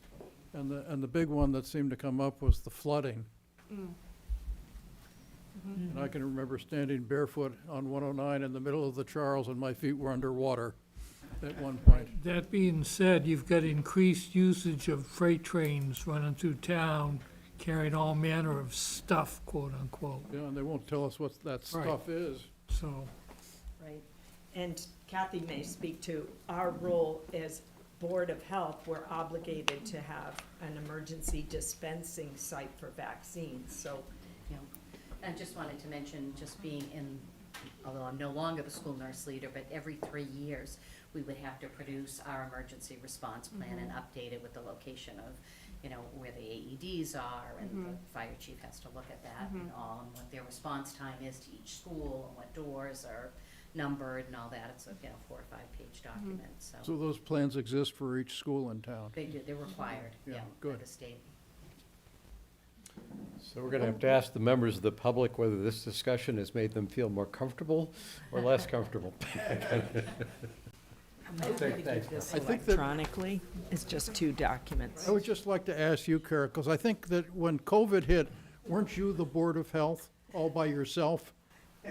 So 2 thank you. members had served for years, Yeah. Marcia Igler and But I another seem to remember person. that at one point you were the sole Board of Health person, so thank you. And then we got all these amazing members, Steve Resch, Absolutely. Kathy Thompson, Holly Rand, Melissa Coughlin, yeah. So I meant, it's a nice way to close. I do like to talk, that I'm grateful for this town and volunteers and people that spend time and hours supporting the staff that you guys pay for out of the operating budget. And I We don't feel, pay you. again, we can ask and talk and take care of each other here. Thank you. Thanks, Carol. All right, item 3 on the agenda. Jean Minio to request the following. Permission to use the front lawn again for the 2026 season, April through October, and also be allowed to hire Pure Solutions again to spray once a week for ticks and mosquitoes during our season. Item 2, request for a 1-day beer wine permit for a food event hosted by Belforge at the COA on Thursday, February 5th from 7 to 9. And I can only assume that Steve will be practicing his food inspection skills for that food event. Item 3 is review and approve Belforge's plans for temporary power. We would need to install 2 telephone poles on town-owned property, 1 near the parking lot and 1 near buildings 3 and 4, where future parking lots are planned. The other 2 new poles will be installed on Belforge leased property. So take it away, Jean. Where do you want to start?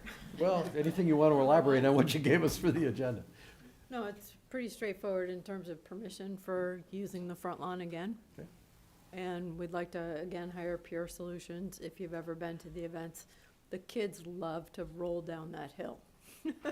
So I think it would be very helpful to have them back. It seemed to work fine this past, there were no issues, so, No, and the ticks disappeared. yeah. So it was very helpful. So a legit question would be, and I don't have an issue with any of these, is if, based on our conversation with Ben earlier, and they are trying to do some work and they are not done because Mother Nature could dump 118 inches on us and that changes how much access we get to areas like that. Do you have a plan B? Do you have a modified area that you would be looking to operate out of?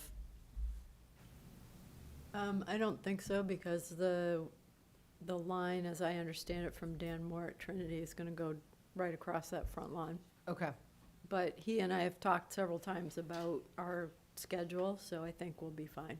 okay, just We've asking. been coordinating closely with them.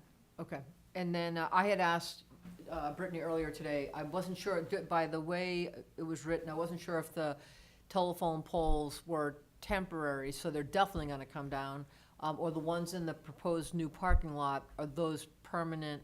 So all of them are temporary, so once Trinity's able to get the infrastructure installed, those come down, you attach where they need to be attached. And do you know if the infrastructure going forward will all be underground, or are you actually? Yes. Okay, good.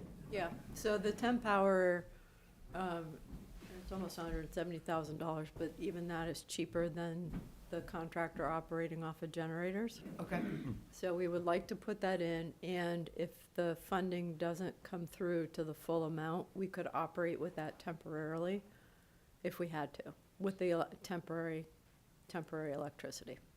But we Okay. can't operate without water and sewer, fire suppression and the rest of it. right, okay.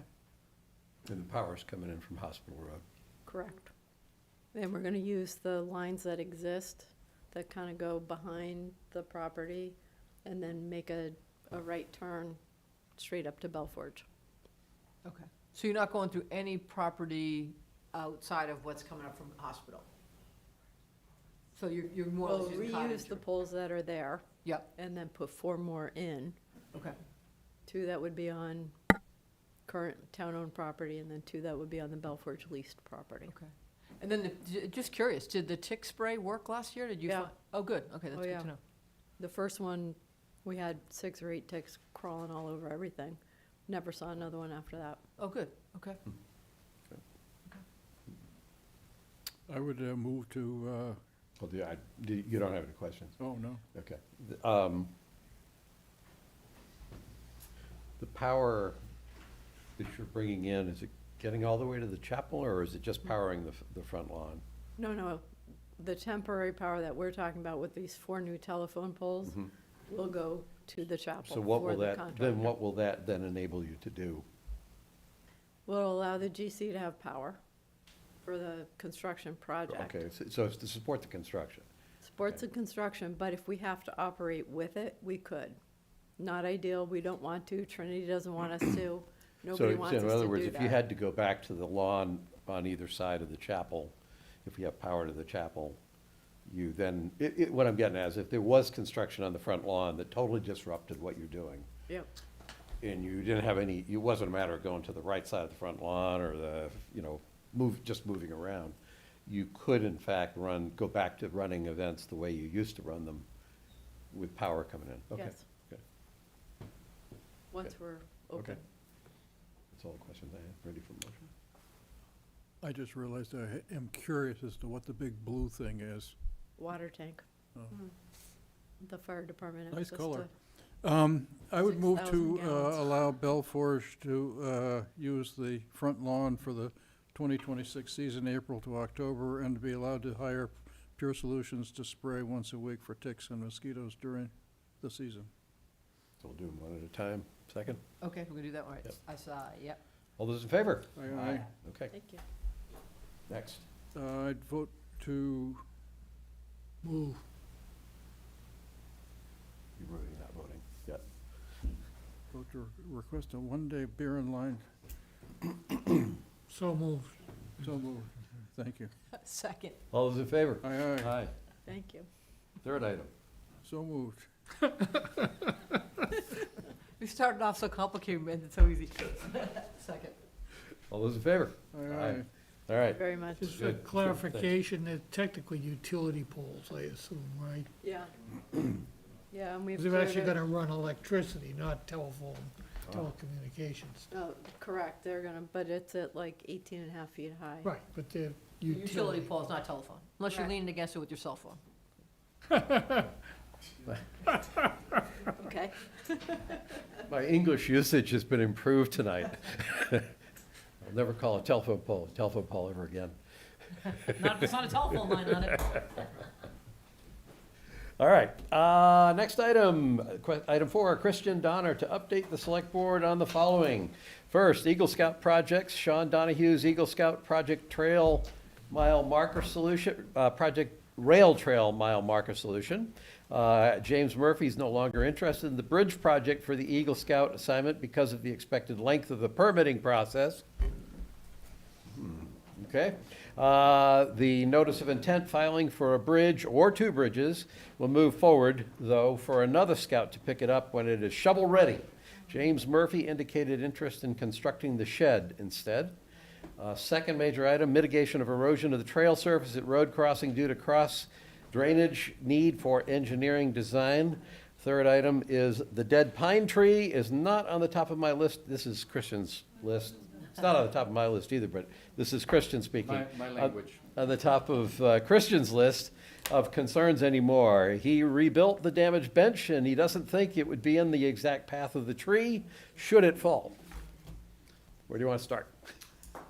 I'll start, so, just to add my spin on this. We were here on September 30th and went through this list, and there are some loose ends from that meeting, so today I'm here to wrap those up, hopefully, or continue, as it will be.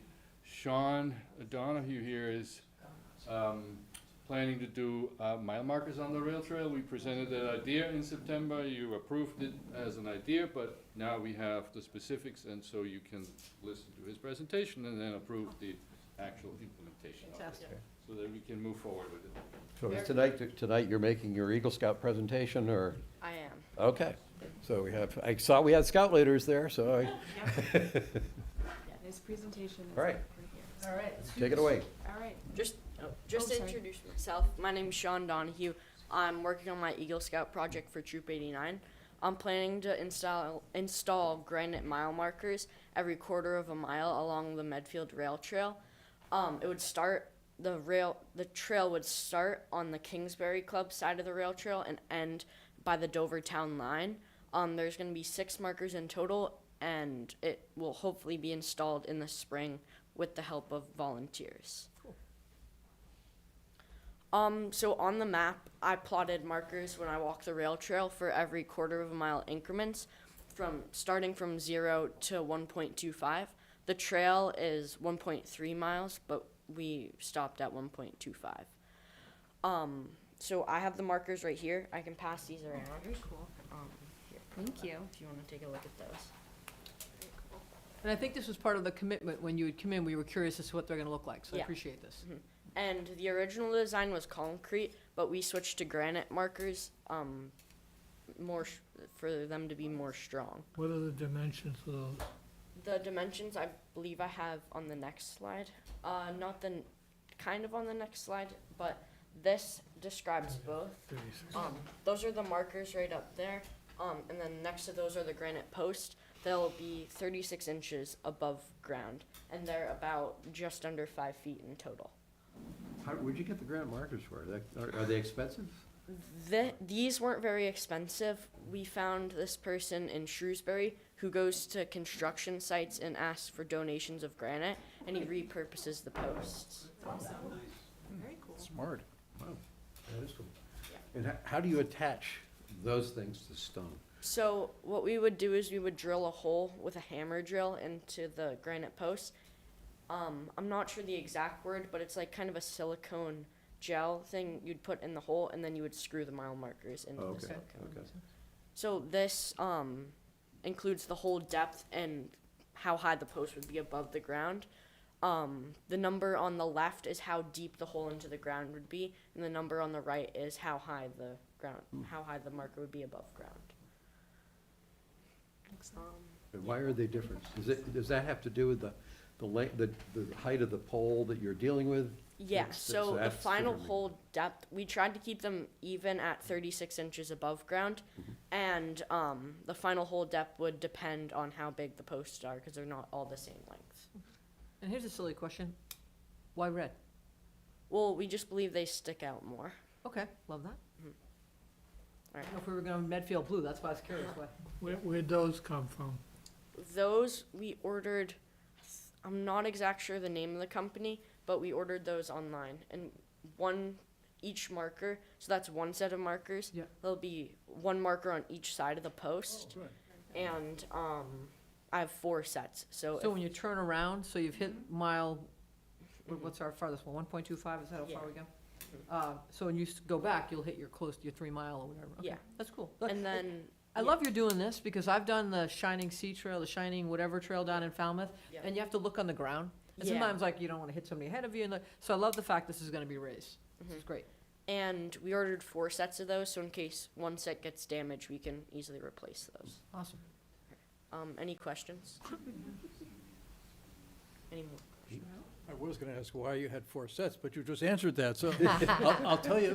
Thinking ahead. One of my favorite things around Boston is there are things called Boston stones that were set up by the colonists, I think, in the 1700s, likely, or 1600s, and Yeah. they're just stones on the ground that give a distance to Boston from that Yeah. stone. Yeah. Yeah. And so I happen to like stones, and so for me, the only way that this could be any better, Sean, and great presentation, by the way, is if you carved into the stone the distances, but I've tried carving stones, and that's Maybe you should hard. revive the perambulation of the town borders. I think yes, we should.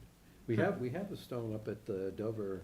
Yeah, Over there Medfield are and on all, Hart I Street. believe You could- all the. They're all around, but. Yeah. For those who we don't have- know what the town council was talking about, one of the most exciting assignments, historic assignments that a member of the select board can have is the periodic, I forget how many, it's once every 5 years or something, there's a requirement that an official perambulate the boundaries of the town.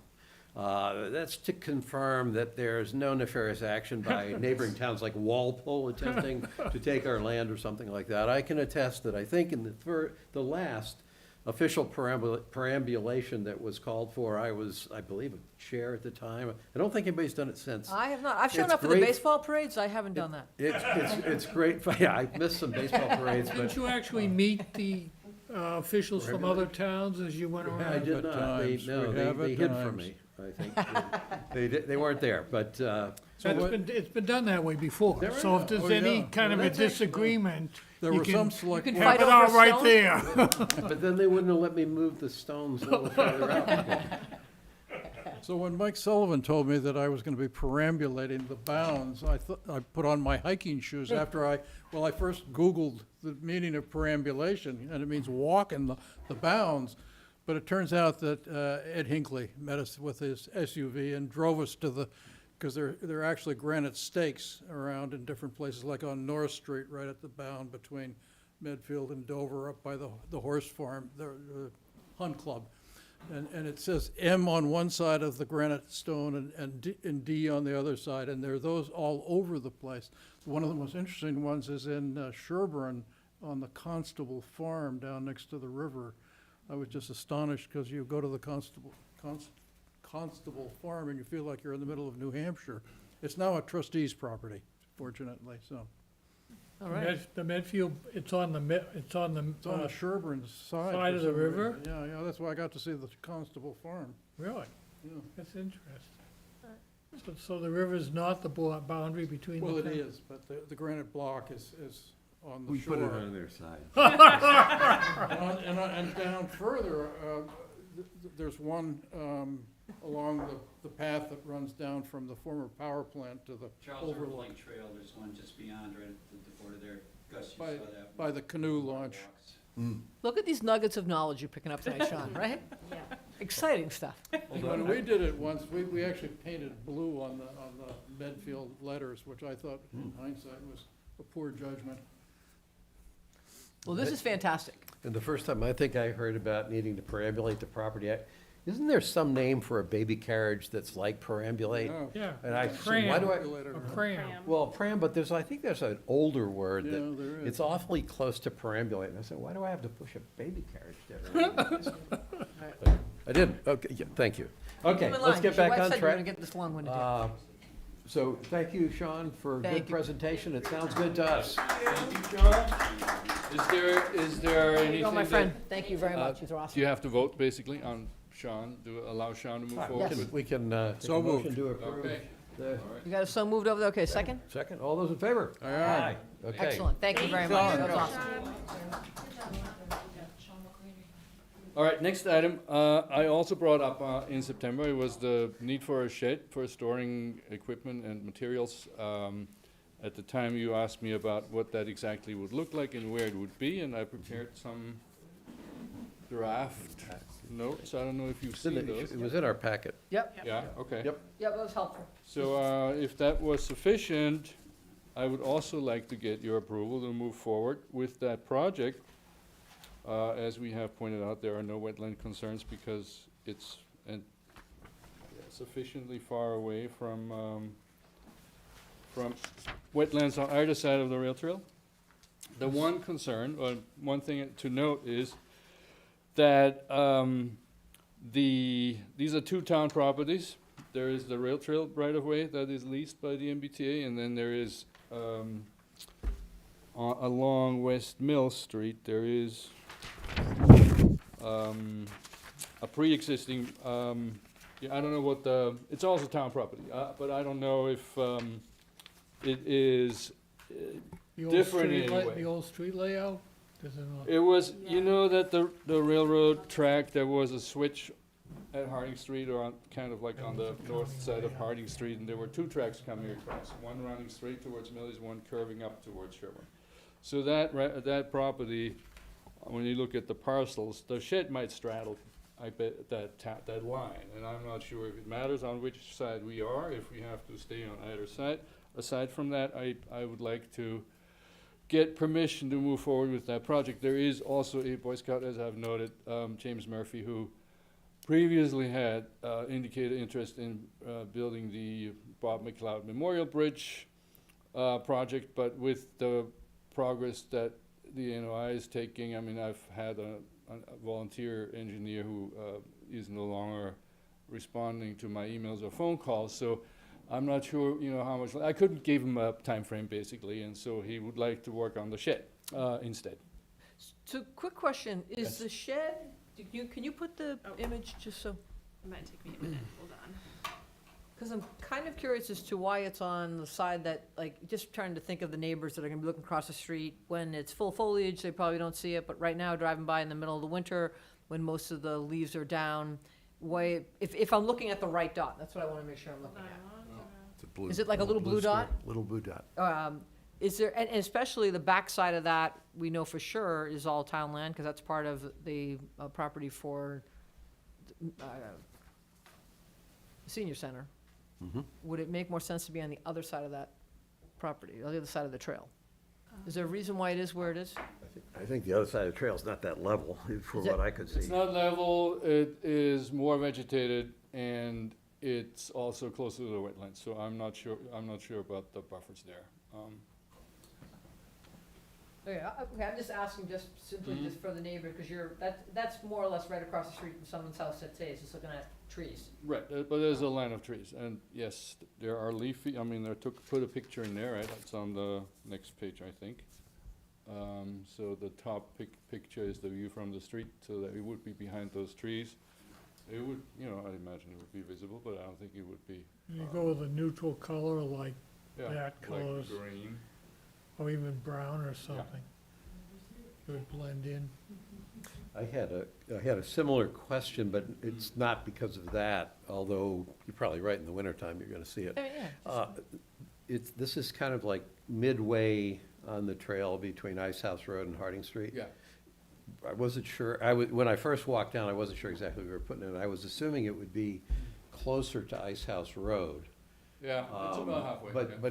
But the reason I was really thinking that, I guess I'm wondering why you put it in the middle, but only because if you're moving equipment into the shed, it would be easier to move it from Ice House Road. I don't know whether you're doing it so that it's halfway to both sides of the trail.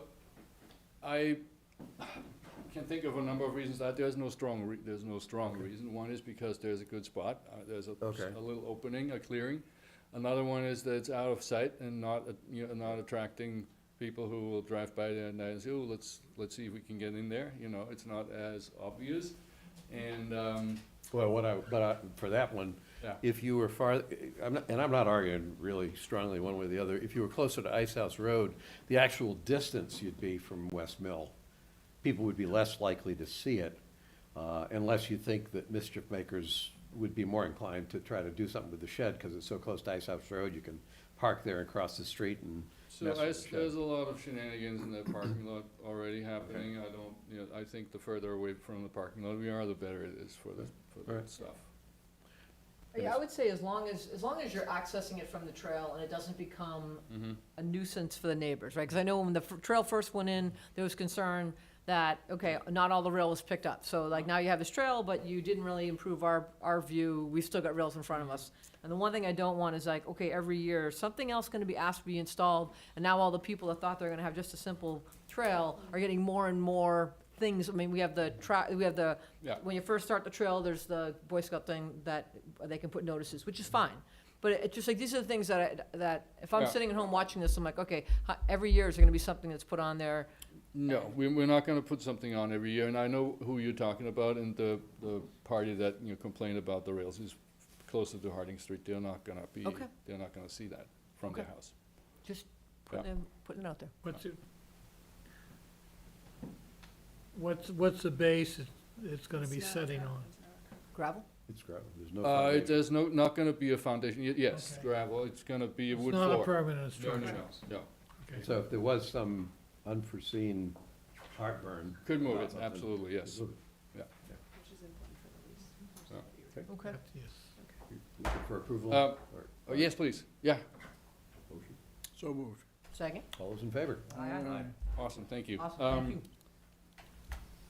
Next one, and I think the rest will be quick. The next one is actually not an update from my side. I was looking for an update from Christine, who said she was gonna talk to Mo about any of their requirements for paving aprons at the road crossings. You remember they're washed out. Oh, yes. Ruts there, Yep. and how we could permanently address that. So she's not here, so I don't expect you have an update on that. don't, but I can And certainly get something when she. I have not reached out to him either. And lastly, and it's the last, Let me comment on Yeah. that one, because Yeah. I went looking for the problem. Yeah. And my sense is, depending on what it would, when you say, oh, we need a road engineer, we gotta put an apron on this thing, that's an expensive project for what is, the real issue is that when the trail was built, the corner there was basically, instead of making the corner, downhill from on Harding Street from the trail, instead of letting that corner right on the street be lower, it got built up. So we basically, the water drains down Harding, it gets to the rail trail, crosses the rail trail, and then hits a deliberately built-up corner. So then it trails, it kind of goes along the rail trail, and then there's actually another natural place where that water would drain. Just the problem is it can't go where it wanted to go, because we blocked it. So I'm thinking, I don't know that this is a road construction project so much as it might be a site grading project that just makes sure that the water doesn't pool and then cut in. And that would be required, taking the height of that corner down so that it's actually downhill. I'm not disputing that there could be bigger things that could be done to address that. I'm looking for an easy fix. I'm looking for the cheapest fix. So I'm saying, So am I. if you're building an apron, that's Yes. cheaper, that's more expensive than simply regrading the downhill. I haven't portion. gotten a quote because, we didn't get past this conversation, but I'm happy to reach out to people and see what that would cost. But like I said, there's 3 sides. There's Farm Street has the same problem, and then both sides on Harding Street. And the problem is that the rail trail crosses at the lowest point, so that you have the road coming down from the hill, and then it sort of goes up a little bit. And so the rail trail is exactly where the lowest point is. Not really an easy way, as you said, to address that other than by changing the grade of the road, which I'm not proposing. But we could let the water still drain onto the rail trail, and this is like the few days of the year where it really pools there. And then instead of going down the trail in like forming a river basically in the dirt, pave an apron that's coped, and then water drains to the right and the left, and then further out where it's not bothering us, right? So that was my thinking, but anyways, that's, and I have material, I can fill these ruts. It'll last us, another 6 months, and we can keep doing that, but until we come to a mutually acceptable plan or agreement on this with everybody. So we'll defer our doing it about it. Yeah, well, it remains a Pressure us problem. to look for a simple Yes. solution Yep. to a sort of not major issue. Okay. And the bench, so I think we're done with that item. The bench, my update was, I replaced it.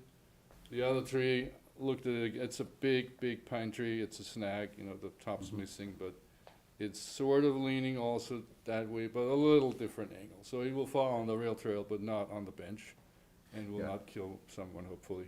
I looked at that as well after you Oh. came, and I kind of concluded the same thing about the tree that looked like the threat to the bench Yeah. wasn't lined up. And then I stepped back and looked at the trail and said, well, if you look at every possible tree and woods that could fall on a trail, you kind of like, you have an awful lot of trees that could be problematic, but you're not necessarily, Yeah, I mean, trees always Right. have fallen and will fall, and we can't prevent that, but when there's an obvious one that's big and dangerous, then I think we could do something, but We in did this do some case- damage to that branch though, after Oh, you it come by. shattered it, I had to replace it, yeah.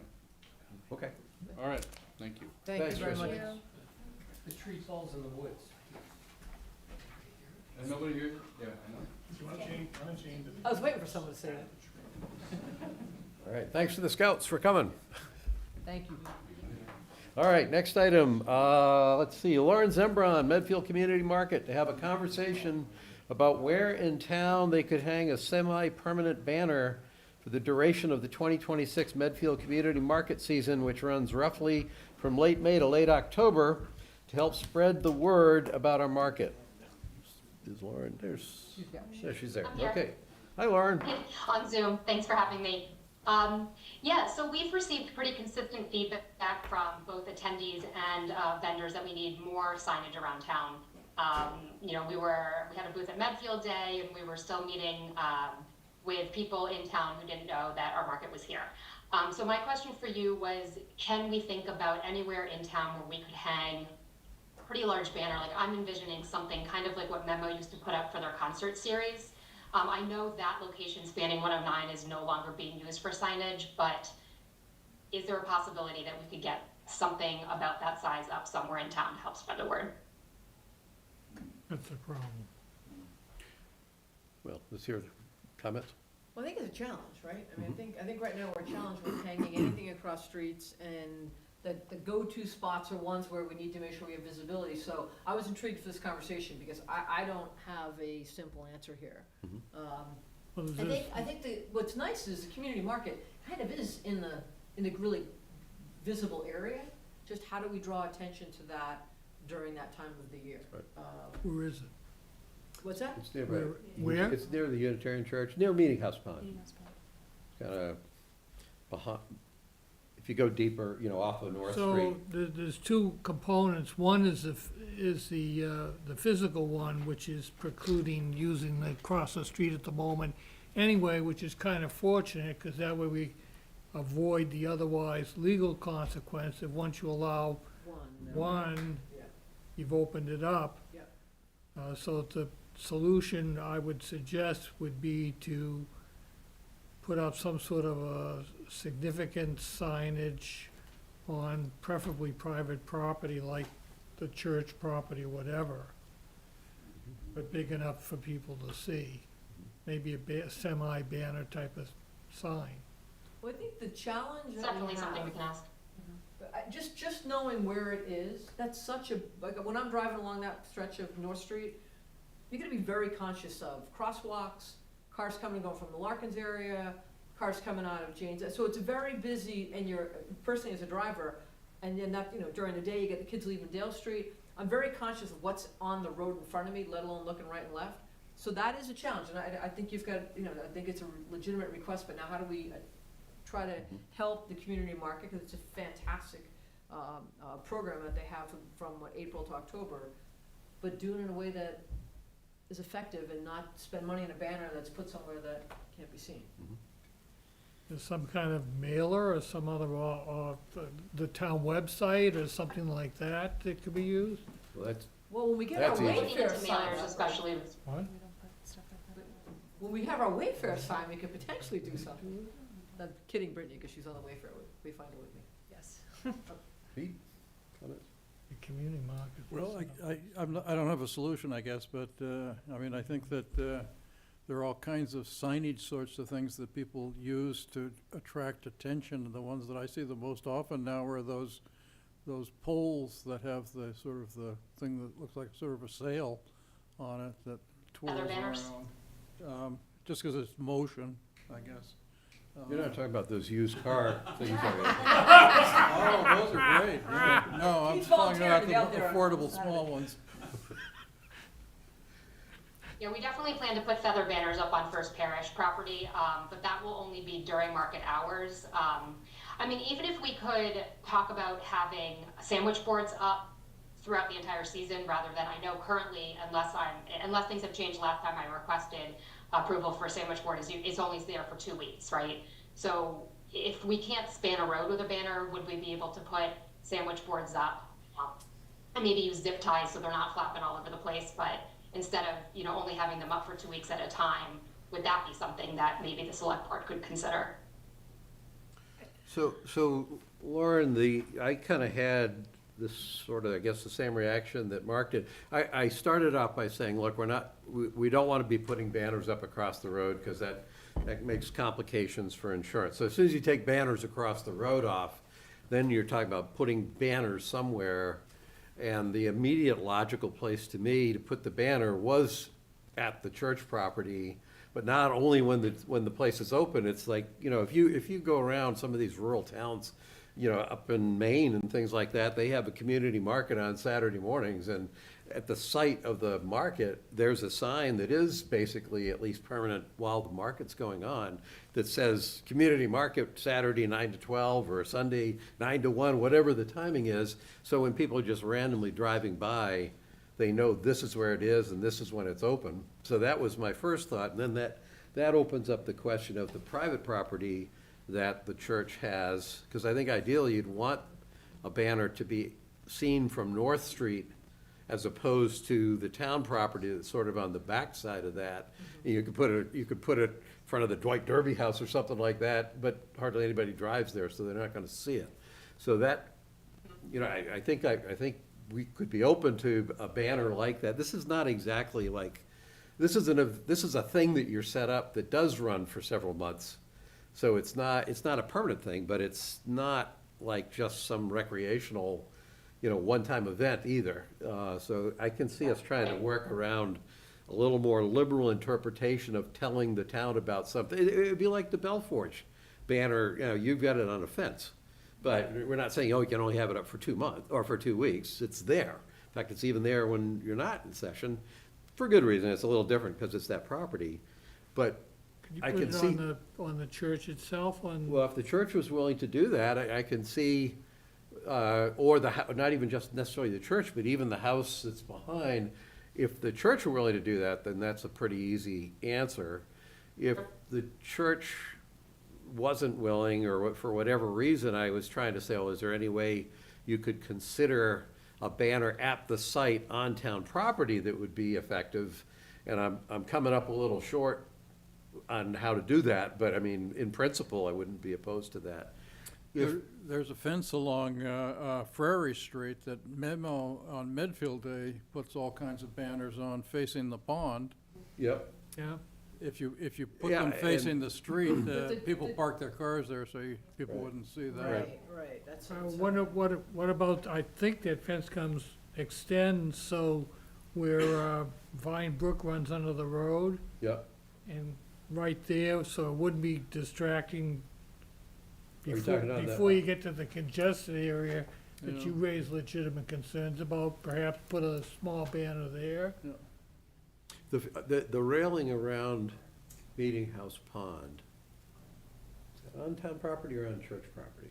Town property. That's town property on that What, side. so what I was thinking is, if you put a banner on the railing, not facing away from the pond, but on the side of the pond where the market is, but you put it facing the road, so there's a limit how big a banner it could be, but basically you're putting it at the site of the market, and people would see it, because they're not gonna get blocked. I'm not talking about putting it on the railing where people park their cars, I'm talking about putting it on the railing on the backside, but facing, going across the pond. Well, I was suggesting where there's a little community garden right on the corner of, Yeah. That would be the most Dale visible. Street, I guess, no, that's Ferry, Ferry, yeah, Yeah. Ferry. corner of Ferry and North there. There's a railing there that goes over where the outlet from the pipe runs under the road, and I'd have to look at that, because then you wouldn't want to put a banner up that blocks the garden. Right. no, it'd be, So- That would be behind the. I'm sensing there's a field trip in the future for the Yeah. three select board members. To like go and like, Yeah. and, cause I wanna help you, I think your request is legit. It's just we run up against, we can't do banners, and that whole corner of 27 and North becomes, or 109 and North becomes so cluttered. Right. I honestly think you get lost in it, right? It's Right. just, I go by there saying, there's like 4 signs and they're all, yoga print, and it's like, sometimes I don't get why people are so hell bent on being there. But, like, let us do the little quick field trip and come back and think, all right, what would make sense in that general vicinity? Right. So Lauren, I'll share with you one of my ideas that I had when I was running Medfield Day that I never executed on, which was that I wanted to float something in the middle of the pond. I was thinking about that too, canoe, with a sign, and I The thought hole about in that. one, like you can like, that's a car. Yeah, with a track, yeah, with a pitching range at the edge of the pond. Talk about kids wanting to mess with something, that would be something kids.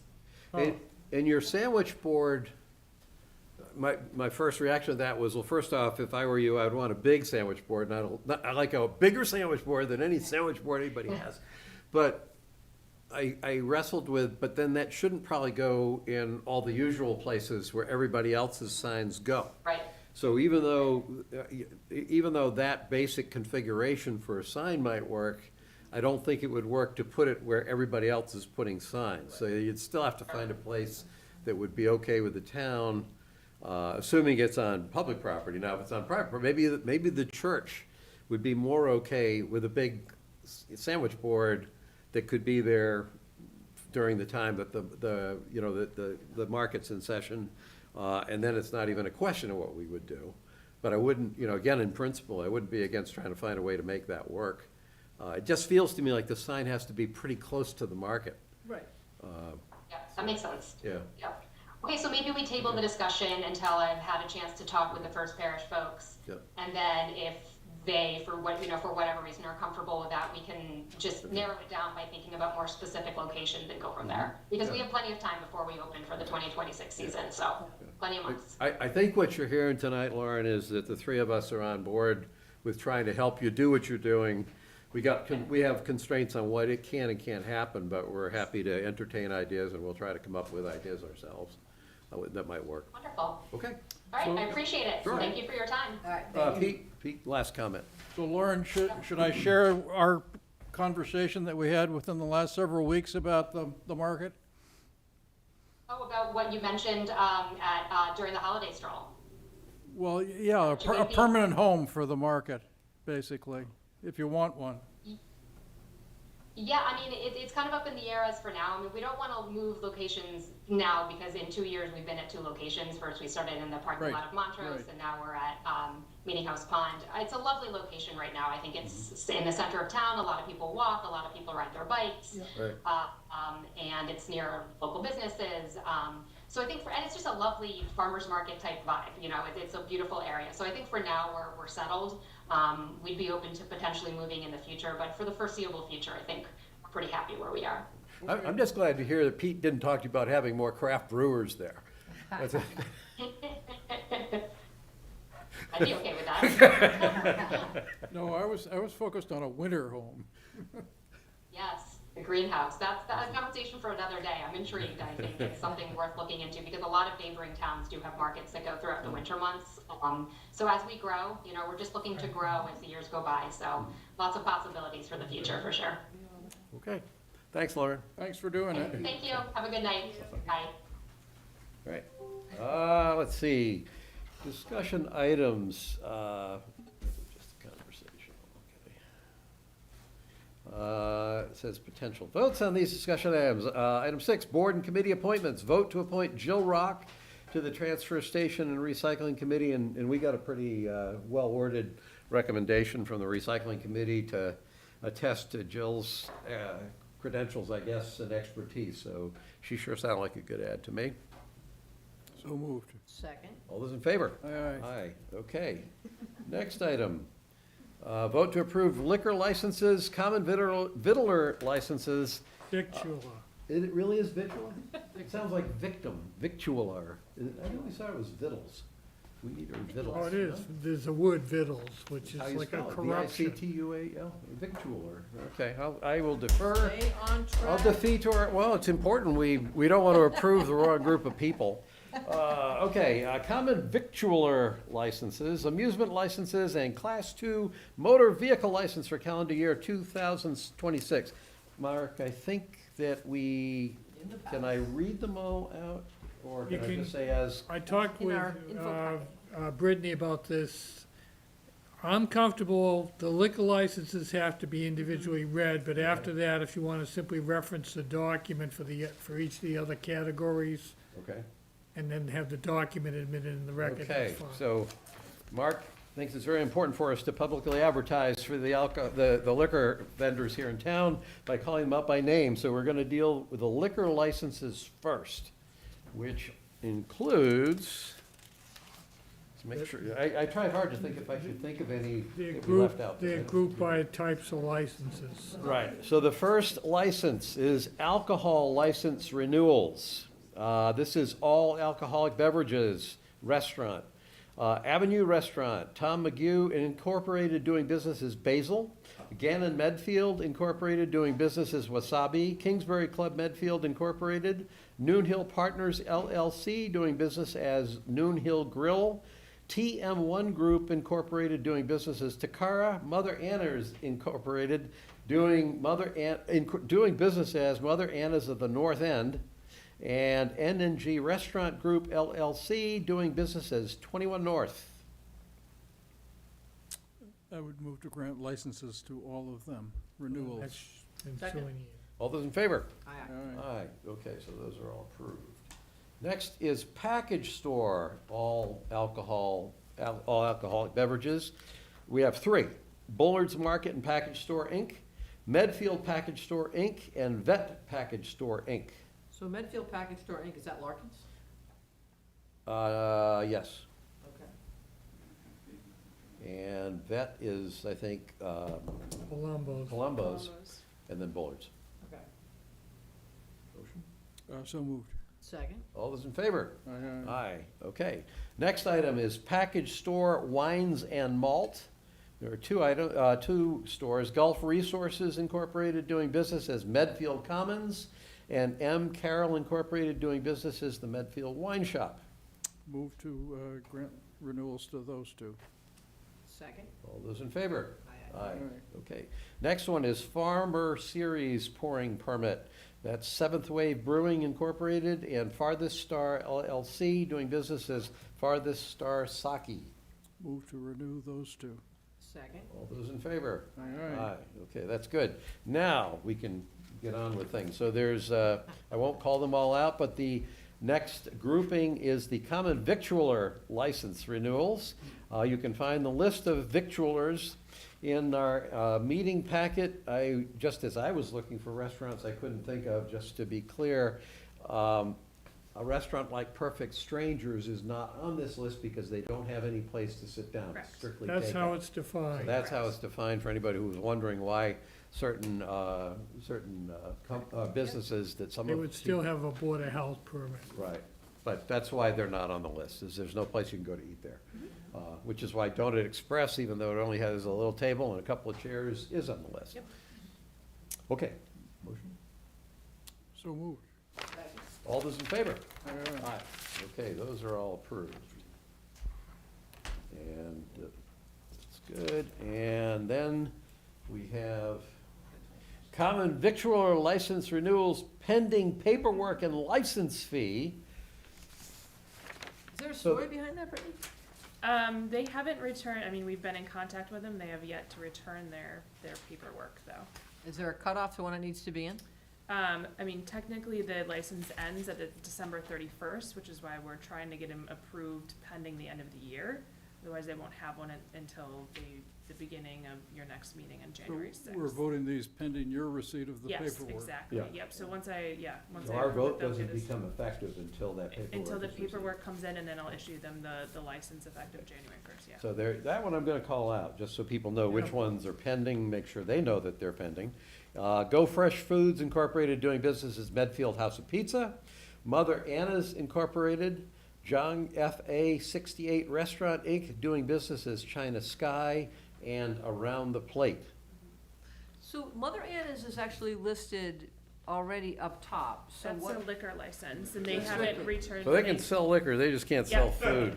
They came in and they gave us the liquor license, but they Forgot about didn't, the food. yes, which is why we're kind of giving this grouping kind of, they will get it to us by the end of the year. We have Who's been hounding them. Who's around the plate? Where's- Around the plate, they have a couple little seats there over, Park Street.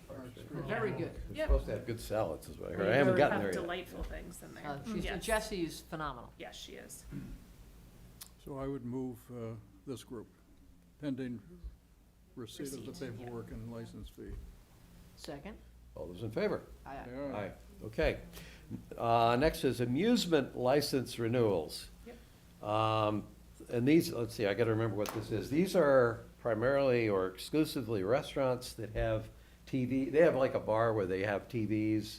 I guess technically you could have one of those, you know, Music, music, TV, TVs, kind are of those anything like gambling that going on. Machines, No, no, no. machines. okay. So it's more than just tables and a bar that serves drinks, but it's, Used to be, Keno, what? Keno. you know. No, that's separate, but, Yeah. no, the machines, Pinball? jukebox. Oh, jukebox, Ah. oh, that's music, okay, I was gonna say machines. pinball, but, okay, because that's a that's a music. I know. too. Okay, so these are, they have those kinds of things in addition, and, again, the list is in our agenda, our meeting packet. I have a motion. So moved. Second? All those in favor? Aye. Aye, okay, What interested me was the actual real names of a lot of these places. Uh-huh. yep. Finally, we have a Class 2 motor vehicle sales license renewal. There's a single business, Keegan's Auto Sales LLC on Brook Street. So moved. Second? All those in favor? Okay, we've ensured that people, once again, in the coming year, will be able to eat and drink and make merry. Buy a car when they're all done. May I ask a question? Sure. We're not with, have anything to do with withdrawing any of our license approvals? Has to do with liquor. Okay, well, sure, ask away.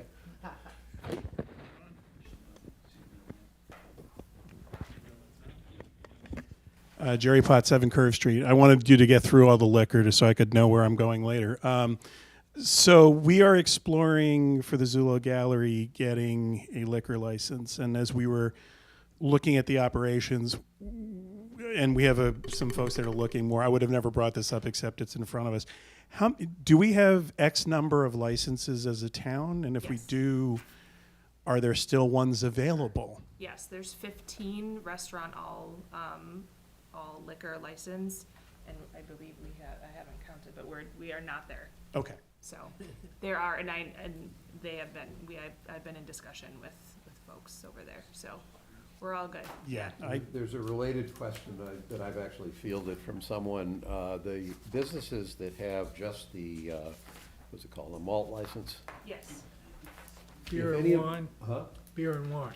Beer and wine. If any of those licensees wanted to go to all alcohol, I was asked how big a deal it is, and I said, well, I wasn't sure. But I didn't think it was that big a deal that we have the licenses available if people Right. wanted to do that. Yes. So they could do it. Yes. Okay. And then you actually surrender the beer and wine. Right, Yeah. right. You Okay. only can have one alcohol license per premise. It was interesting, I think I mentioned in it was our last meeting, that I got a survey from the auditor, I think, who was asking about whether, how we felt about the state regulating licenses. And I said, well, we haven't maxed our licenses out. And then she pointed out, the survey pointed out that apparently, at least at the state level, someone who has a beer and malt license can actually convert it to an alcohol license. And I said, well, if you're gonna make anything more liberal, what I would do is not have that be a big deal. I think that was pending legislation. I think they passed it. Okay. They did pass well, it, but The recently. survey suggested it passed, because they said, oh, you can do that. It's not like you The, can do the that. other point is that the legislature, in their wisdom, passes legislation all the time providing the extra licenses for communities that are capped out. And we're not there yet, so. We have room for further economic growth in town, of all kinds. Okay, let me get this, fine, get back to where I was. Here we are. All right, Now number that I 8. know I had the wrong agenda. So that one we've approved. Next is, I guess we'll do these one at a time. We have a request from Police Chief Michelle Garrett for a vacation buyback of 10 days per her employment agreement. To restaurants. So moved. All those in favor? Aye. Next, we have a request from Fire Chief Bill DeKing for a vacation buyback of 10 days per the employment agreement. So moved. All those in favor? Aye, aye. Aye. And third, I can't believe she still has 10 days left, given that she's been on vacation. Vote to approve a request from Town Administrator Christine Freerweiler for a vacation buyback of 10 days per the employment agreement. So moved. Second. All those in favor? Aye, aye. All right. Those are done. Next, vote to reduce building permit and related fees to 0 for the Council on Aging garage construction. I looked back, I thought that we had done this, So did I. but we were very specific on the project. We were project specific, and I think we actually did it for a fiscal year.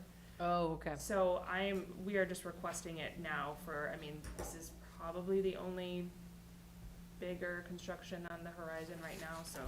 So just you're for saying the- we've done this in the past We have done this on the past, yeah. for, do you know what the project was? We did it for the water treatment plant, I believe, and we did it for, what was the other? Something one? at the library, or one of the buildings here had some Yes, work on it. when we were doing renovations, yes. Yeah, I mean, I would, maybe we have to do it for each one individually, but if we're doing it for a town-sponsored project, it's kind of stupid for the town to charge permit fees to a town department that's. And so I think that's open to you guys if you wanna do it blanket, or if you wanna do it project by project. Let's do it right now, just because I haven't thought about it, but I'd suggest do Just this do this, as take as this care it's of- read. Yeah. But I would make the editorial comment, I'm not sure why you have to actually think about Why it we when pay it's, ourselves. when it's the town, yeah, when it's, what moving you're money really around. doing is you're moving from the budget you put the money in Yeah. Yeah. to free cash maybe, but On big projects, there's a rationale for doing it, but yeah, and the reason I'm hesitating, for example, if the basketball complex project in some form or another survives to where it's a two-piece project, that's the commercial project, Sure. plus the developer building a facility intended for the town, I'm not sure that Yeah. we would reduce the permit fees in a situation like that, because it's a blend, so. Okay, so, motion, So moved. Second. all those in favor? Aye, aye. Aye. so just for clarification, it says worded here, right?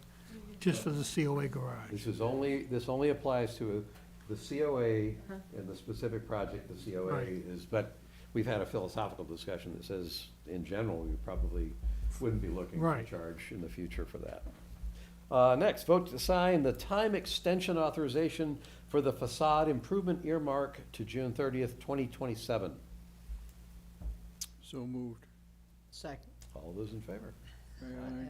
that extension just seemed like it's money that we're getting to do this, and we're giving ourselves more time to do it, so. Yes, it's- and much needed Right, time, because it right. is a complex, Yep. we've discovered very complex Vote project. to request a time extension for the Energy Manager Grant to January 31st, 2026.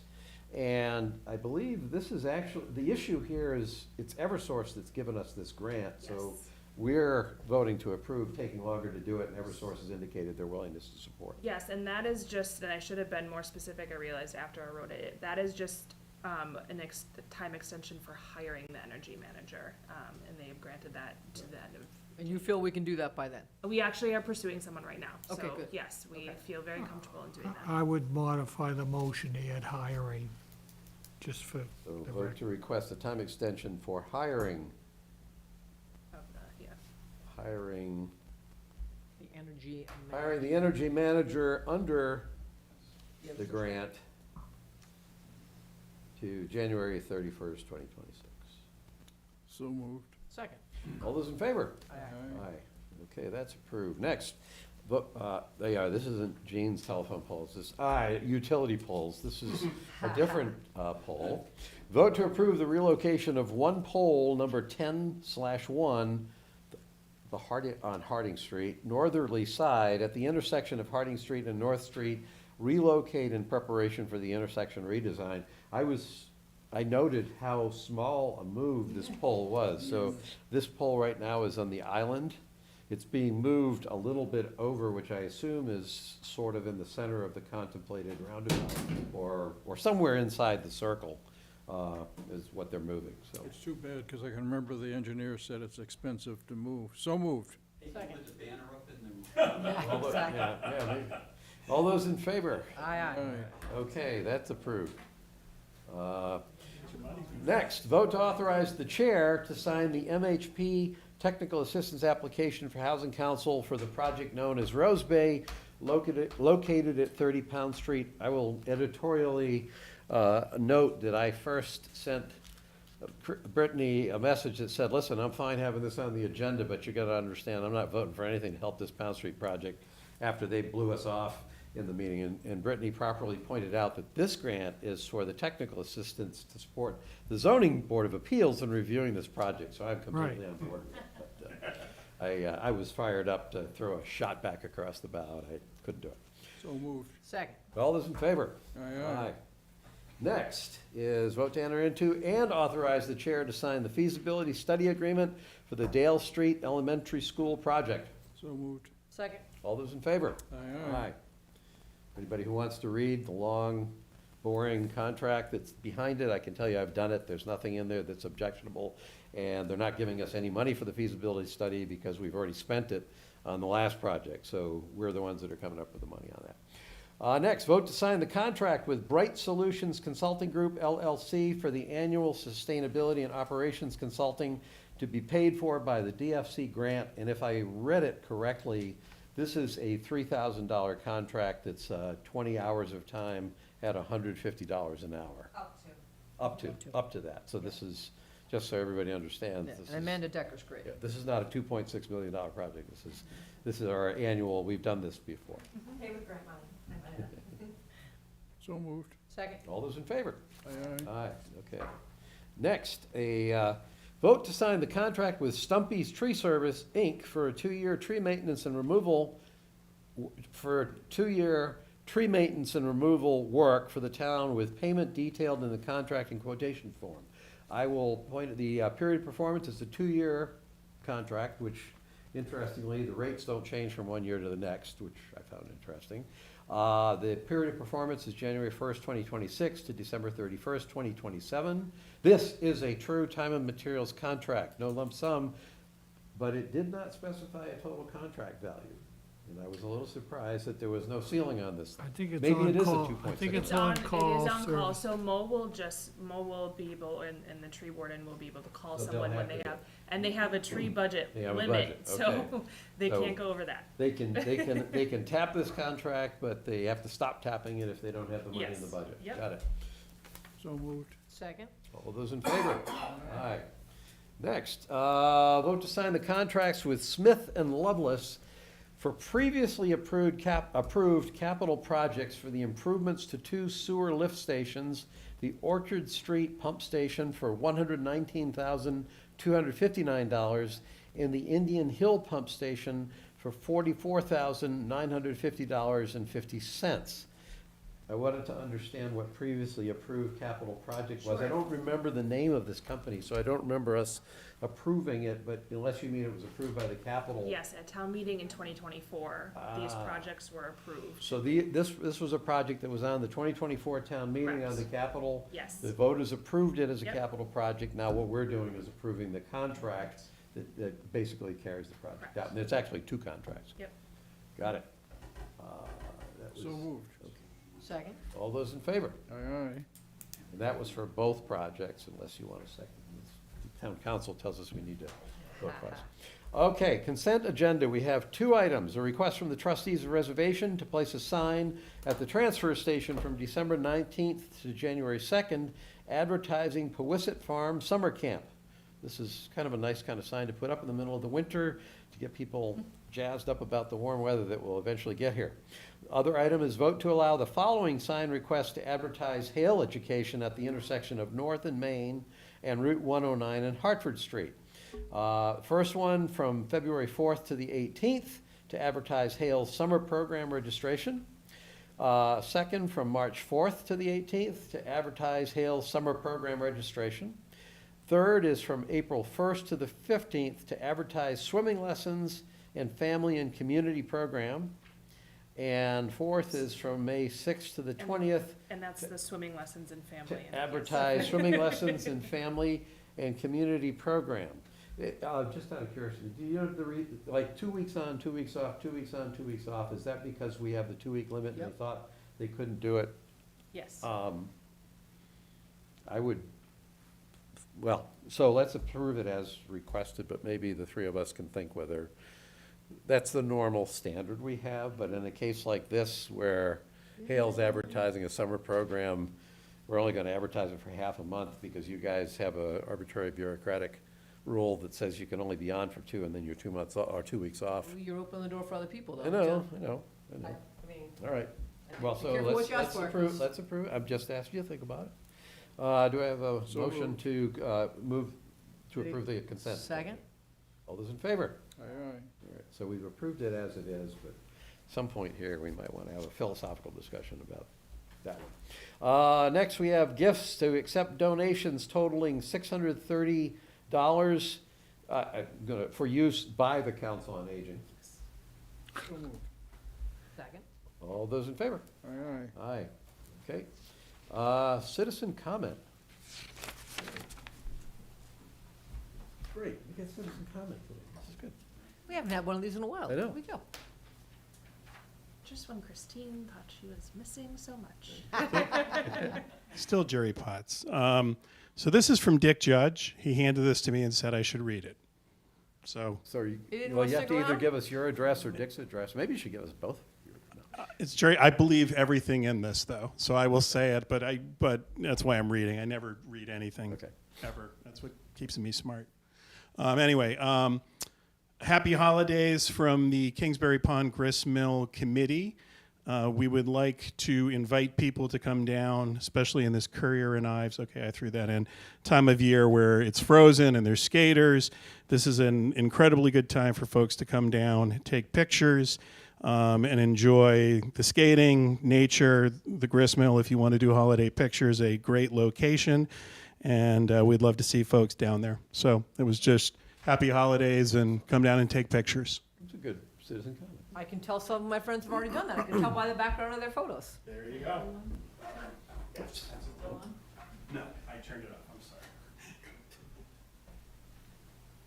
I just wanted to publicly recognize and thank both the DPW, Bobby Kennedy in particular, and the Medfield Police Department and Sergeant Rob Hain in particular, who coordinated all of the street closing for the holiday stroll, which I think went very well. We got a lot of positive feedback about that, and people actually just seemed much more relaxed this year. And I think they did an exceptional job, and I just wanted to publicly thank and acknowledge them. Thanks, Gene. Anybody feeling left out there? No? Okay. All right, let's see, meeting minutes. So because I'm not prepared, because, and I may be prepared because these came from October, and I think the ones that were listed in October, if I have my editorial comments in there, I'm actually happy to approve them with my editorial comments, as long as that was the case for both of these. January 7th, 2025, and February 4th, 2025. February 13th, no, which one did Yeah, all four of Cameron those. drop off? Didn't, So She the dropped off February, two. January 21st is what she dropped off. yeah, okay, so the ones that are here are the actual current ones. So there were 4 sets of meeting minutes, January 7th, 2025, February 4th, 2025, February 13th, 2025, and February 25th, 2025. We first received those on October 30th. I'm confident that I made comments, so I was Okay. prepared to approve them with my comments back then. Okay. I will be prepared, so long as my comments are in those 4, to approve, vote to approve them, Okay. subject to my comments now. Same here. I've reviewed them. I've made minor edits. And February 13th was easy. It was an executive session. It's like the easiest set of meeting minutes in a long time. But all good. Are you okay, Pete? I was okay with them, because I reviewed them at the time. I Yep. think that this just kind of highlights an issue that we're kind of late on our Mhm. minutes, and we should, Yep. we had an email by a resident that asked us to be better, so I Yeah. think that highlights something where we should be Yep. better. Well, we tried to use AI. That didn't work very well. We're working We're on a it. perfect example of where AI doesn't always work Yes, its best. we're working on it. It still requires a number of staff hours. so For we're those who working are on it. interested, if anybody's interested in AI, my view of what that happens, so Zoom has an AI assistant. And I thought, this is great, you let the AI assistant draft the email, you'll get the sequence of discussion points Not perfect. tracking with the video. So this would be really great, but what we discovered, what happened is I think we got the draft where too much of it was done by the AI assistant and not enough quality check was going. But the thing I learned is in a video like what we have here, the AI assistant is no good at figuring out who it was that actually said the things that were said. They might know who said the first time because they identify themselves. But after that, it's not capable of recognizing voices or looking at the picture and saying, oh, I see whose mouth is moving, that would be Gus. And so we got some pretty scrambled Yes. attributions that made it nearly useless. So Yes. for those who are trying to come to a better grasp of AI and how to use it and how not to use it, don't use it for that unless you're prepared to go through the video and make sure the names are all right. Yes, yes. So we are working on it and we're gonna get those through. Okay. We're ready for you. Okay, let's see, town administrator updates. Did you vote on those? Oh, yeah, sorry, Oh, sorry. thank you. Can I get a motion? So moved. Second? All those in favor? Aye, aye. Okay, so that's approved. And then town administrator update. So I'm glad Jean mentioned the holiday stroll, because I wanted to do a big shout out to our police, fire, and DPW for orchestrating such a successful event. We met beforehand to talk about all of the different preparations from each department, and there is a lot that goes into something that is run successfully like that, so very much appreciate those departments for putting in the extra work for that. I just wanted to also say, give you an update on the townhouse holiday hours for folks. So December 24th, we are closing at noon. December 25th, we are closed. The 26th, we are closed. And then December 31st, we're closing at 2. And January 1st, we're closed. And so happy holidays to all. This is our last, well, it won't be our last one now, but I had in my notes that it was gonna be the last meeting of the year. And we'll see you in the new year. Okay. If anybody's interested in our 2026 meeting dates, I think every week, every time I go through the list, they're almost always the first and third Tuesdays of the month. The only time the first month that won't be the case is May, when, because we have our town meeting on the 4th of January, it's the second and fourth Tuesdays of the month in the month of May. And then in June, it goes back to the first and third, and for July and August, it's basically effectively it's the One meeting. second or third, it's July 14th and August 18th. So all subject to change, of course, but that's the plan. Chris? Just a question, Brittany or somebody, can you guys give an update on the timing on the town goals? Yes, I apologize. Yeah, with Christine gone, we didn't want to go through them in full tonight, and so we will be revisiting them in the new year. Yes. Yeah, thanks for asking, Chris. What? Town goal, the strategic goals. Originally, we were gonna do the We were gonna do final- it this, and then Right. we realized Right, that right. Christine I was didn't in hear what- Germany. I didn't know so- what she said. Yes. Okay, select board member reports. Alrighty, so holiday stroll, that was a very active weekend, that was a fun night. I'd be intrigued to hear what the vendors thought of that, like how that played out. What's that? We've asked, I don't have all the answers yet. I can 'Cause it- say, the ones at the Zulu all said they did twice as much as they thought, even though the foot traffic was down a little bit. Yeah, They were giddy. So we That's- walked around afterwards and they said the people who came bought, and no, that's only one site, but, yeah. you know, I mean, let's call the election. Well, and then what would be, I wonder if there's been chatter about, like, the food vendors were kind of spread out, and yet we had the road shut down. So, like, when you watch some of these events where they have food trucks, sometimes they just have them all together. So you're all right there.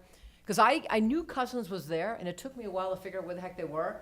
And no harm on them. I mean, it just is such a bummer that they weren't where the bulk of the foot traffic was. We were also trying to draw people up. Sure, Also, because that was a new artist site for us this year. yeah. And also the vendors farther up, like Be Charmed and Rockland Trust, don't get enough foot traffic. Yeah. Yeah. Well, that was tough that night too, because of the way they had the road shut down, but the way they had Montrose going, it was kind of like, where are you allowed to go, where are you not allowed to go? But it was good, it was a nice night. Then the next day, we had our parade.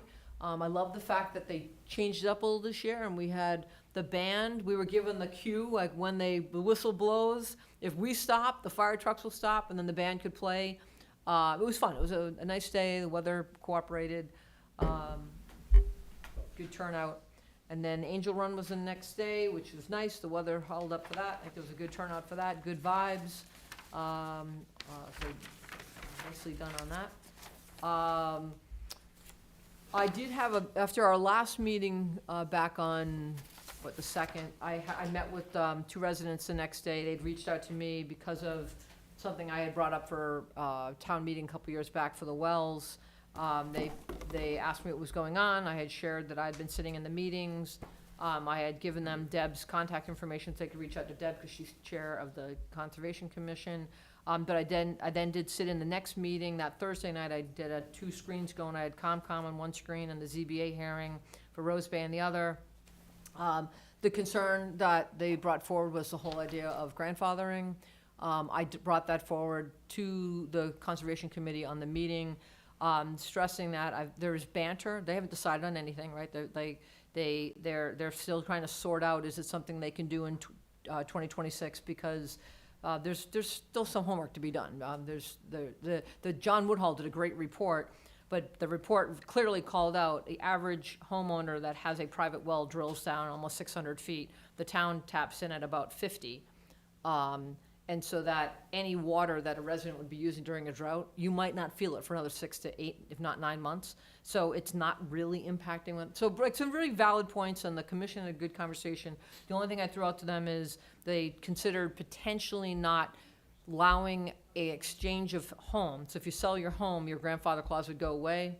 The new owner would not be able to do that. My only concern was, and I have this from a resident, that they put a well in for $36,000 because they intentionally put $150,000 worth of trees and shrubbery and whatever. So for that new homeowner, that well is just as important if they can try to support the extensive landscaping. So it's not so easy as to say, don't do it when you could impact the next owner. So just food for thought, that nothing's been shot down. And then had a Medfield Cares About Prevention meeting. Hadn't had a chance to sit in one of those for a little while. But I definitely want to promote, and Chris, hopefully you have this for the Medfield Insider, the event they're hosting on January 22nd, the Photo Voice. I'm really looking forward to seeing the photos that the kids have captured. It looks like it's going to be a great event. That's going to be 3:30 to 4:30 at the school library. But I think our meeting on January 20th, I'll promote that again. But I love Medfield Cares About Prevention. There's some good conversations, great people on that board. Went to the Becca Roush campaign fundraiser. It was nice to catch up with Jean, who I hadn't seen in a little while. Caught up with a few other Medfield residents. It's just nice to hear, Becca and kind of where her energy's at for moving into 2026. school building committee, we met on December 3rd. We talked about preparing for hopefully the town getting invited to the December 12th meeting, which we did get invited to the Friday, December 12th meeting where the MSBA officially voted Medfield into the next module. So I then sat in a meeting yesterday where we went through some OPM training. And so that's the next stage of picking an OPM and picking a designer. There's a lot of work that goes into it. Even though some of the things, we have our feasibility money from before, right? So there's some boxes technically that we don't, we won't do because we're getting money from the town, not from the original feasibility, like, not from a traditional feasibility study, but still, there's a lot of boxes to be checked and a lot of hurdles to clear. And then, let me check, and other than that, I think that is where we're at.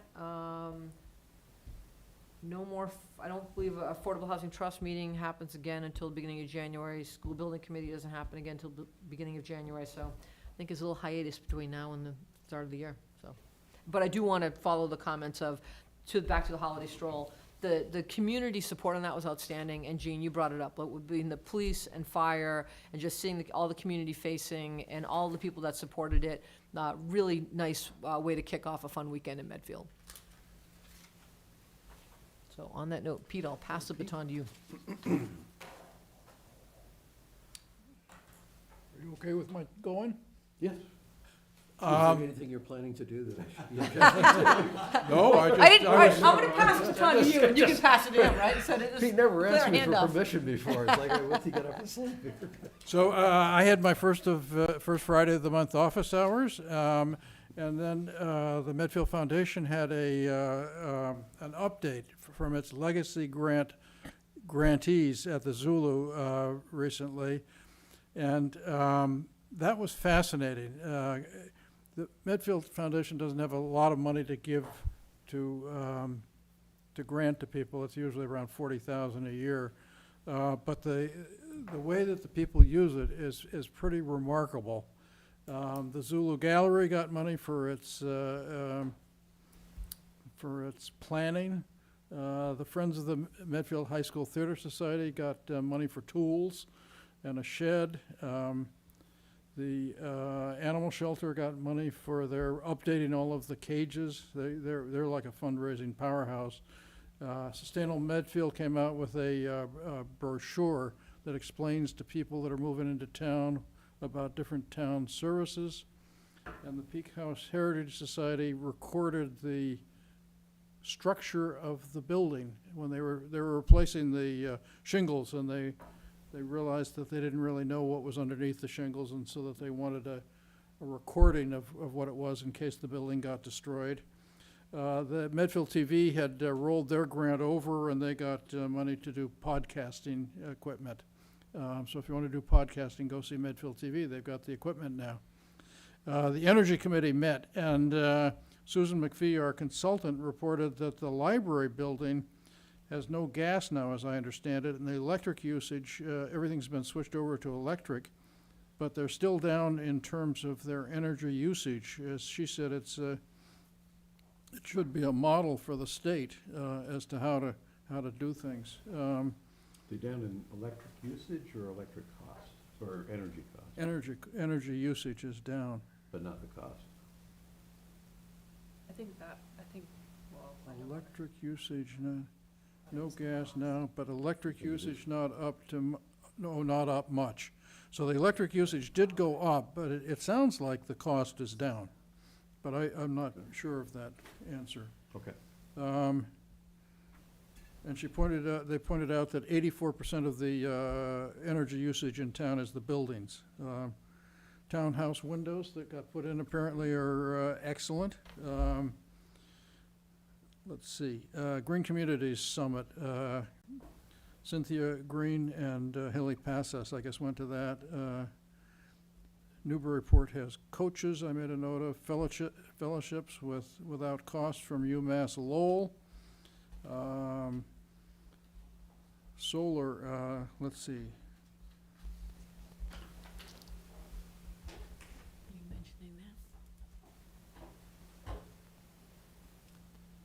schools, there's an accelerated repair program through the MSBA, so that we have these very expensive school roofs, and so that we should be looking at that.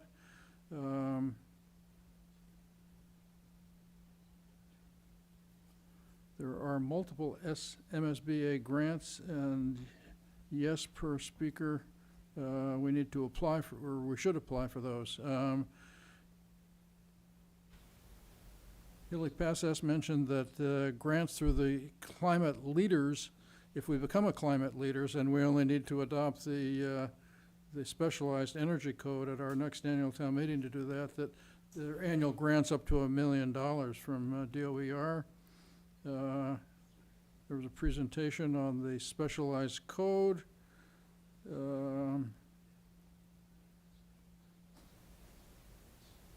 Annual town meeting warrant articles in the works. There's going to be a presentation on the specialized code. They're monitoring the school building committee meetings.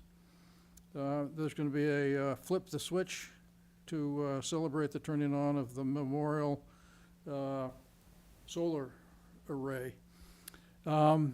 Holiday stroll, I thought, was just really well done, Gene. Congratulations. You should be very pleased. And then the last thing that I would mention is just that there were a couple mass shootings last weekend, and one of them was at my alma mater, and so that all the pictures that I saw were very familiar. To me, they're street scenes that I know well. And I was reflecting on the difference between the Australian mass shooting and the Brown mass shooting. And what I heard on the news was that in the 1990s, Australia had a mass shooting and enacted gun control. And they haven't had another one for 30 years. And in this country, we seem to prize our guns so much that I read also in the paper that the mass shooting at Brown was the 258th one this year. So we seem to have almost one a day. I'm not quite sure why we all need the option to buy high-capacity magazines and guns that can be converted with a bump stock into a machine gun virtually. I'm just not sure why we need weapons of war on our streets. And I understand that we have more guns in our country than we have people. So I don't know. I think it's time that our government did something about guns in this country. It seemed to work in Australia, so I just noticed that difference between how the things had been done. On to you, sir. So I batted for the cycle over the holiday stroll weekend. We made it to the holiday stroll, although to the latter part of it, so it was interesting. I was driving through town at 3:30 in the afternoon, and it already looked pretty crowded. When we got there, probably around 7:30 or something like that, it had thinned out. People were still there, but it thinned out. So I saw the back end of it. I got to tell you though, going to Baxter Park when the lights are up on a good cold December night there's just something special about the holiday stroll when it actually has a little bit of bite in the air, and the lights much better shape. I still miss Rudolph the Red-Nosed Reindeer going across. I have to say that, but everything else, the lights were great. The trees were all lit up. I think at holiday stroll night, one tree wasn't. And then we went back by, just happened to be going back by the next night, and even that tree was working, so that was great. Then we had the holiday parade, and as Eileen mentioned, we were in front of the band, which is nice, but we were still right behind the fire engine. And the clarinets kept pushing us forward so that it was like as close to the exhaust as you could get. So I wound up going out to the side. Acted more like one of those adults that's going with the group, as a coach along the way, and managed to survive. Better than horse. Well, I'm not sure about that. I have a horse, and I prefer being stuck behind my horse than behind the exhaust of a fire engine. I'd go with a horse, even though I suppose it's an acquired taste. We also went to the holiday concert on Saturday night, and that was great. there were a lot of performers, but they each sort of did one song. There were a couple of groups that did more than one, but there were a lot of people that performed. I think some of the ones who made the biggest impression on me were some very talented middle school students. So they were both talented, but they also had the guts to get up in front of a fairly large crowd. One girl in particular, she was supposed to have accompanying music pre-recorded. They got a little screwed up on the logistics, and they shut the recording off, so she just sang on her own, unaccompanied, and did a great job. Where was this? They did at St. Edwards, Oh, which is nice. kind of, it's a good venue for it, because it, huh? Lowell Mason House, concert there. Oh, the one we went to was the one at St. Edwards. Nice. That's a little amazing. It was What? for a little amazing. I thought, well, no, I know, I thought you said where was it? What it was for? Yes, it was a fundraiser for Lowell Mason, absolutely. Yeah, I was like, no, my short-term memory is good enough. No, I was at St. Edwards. I've been there before. I know what it looks like. Okay.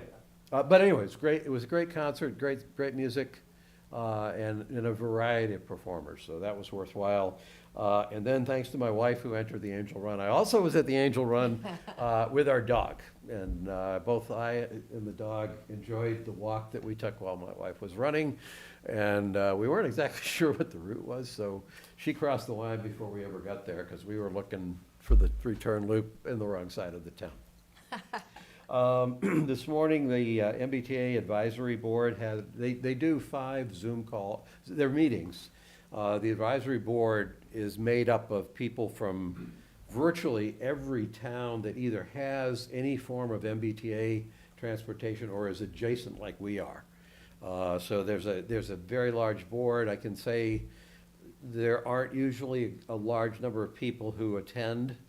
And some of the ones who are most reliable are going to be people from like Medford and Wellesley, places that have a lot of, and some of the southern communities that have ferries and things like that. So those towns that have the greatest interest in public transportation are the ones that show up most reliably. I've been going just to kind of, I don't talk a lot, but just to catch up on things.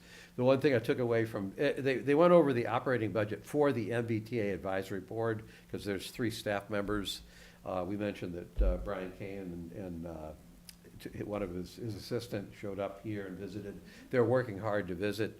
I think they said it's 178 communities that are out of the 351 in the state. 178 are part of the MBTA network, let's call it, and they're working to try to get out to all of them. I think Brian Kane is a good person to be in charge and to work with the group. I have for several years. One thing I took away from today's discussion that was not primary focus, but I think I may have mentioned in a prior meeting that this year, originally, the MBTA was forecasting, for FY26 was for FY27, I guess, was forecasting a $600 million deficit in their budget. And that was more political theater to let the legislature know the MBTA was in a lot of trouble. And so they now at least have pushed that $600 million problem out into FY28. So the legislature's working it, and they're trying to figure out ways to, millionaire's tax might be a source. But they're trying to do the right things, they're trying to improve service, and it's a pretty challenging job. The only other thing I had is, Gene mentioned the job that the people here in town did for the holiday stroll. I had that, but you did a better job than I would have done. But we also got an email from Brittany, who forwarded an email that went to Chief DeKing. It's from the Natick Fire Department. And I want to read the note because I think it's worth letting the public hear. Dear Chief DeKing, my name is Alan Gentile, and I'm a lieutenant/paramedic for the Natick Fire Department. On the morning of 12/5/25, we were dispatched to a call for a mail down outside Precision Graphics here in Natick. Upon our arrival, we found the mail party lying on the steps being attended to by one of your members, Meg McGinn. Ms. McGinn didn't hesitate to begin assessment and activate 911. We want to express our thanks for her help, as well as say how impressed we were. As you are probably aware, it was very cold this morning, and the fact that she did such a thorough assessment was very impressive. Her report to us was no less than perfect, and because of her efforts and accurate assessment, we were able to move the party out of the cold weather quicker than we would have been able to if we didn't have all the information provided to us by Ms. McGinn. So please extend our heartfelt gratitude to Ms. McGinn. Nice. You know, when you, we were talking about crises and things that come up that you don't expect, for any of you who have had occasion over the years, as we have, to tap the emergency services of the fire department. If you haven't had that chance, I would say you can rest assured that if you ever need them, they will be there faster than you think they can get there, and they will treat you more effectively than you would expect an emergency services group to be able to treat you. So another testament, and this time it wasn't even in our town. That's all I've got, other than to wish everyone who actually made the trip to this meeting, everybody who's here sitting at the table, and all of the members of the public that hear this message, I think we, all three of us, are wishing you all the best for the holidays, and we hope that the town and everybody in it is headed into a good 2026. All right. Happy holidays. That's it. Thank you. That, I think we can adjourn. Second. All those in favor? Aye. Aye.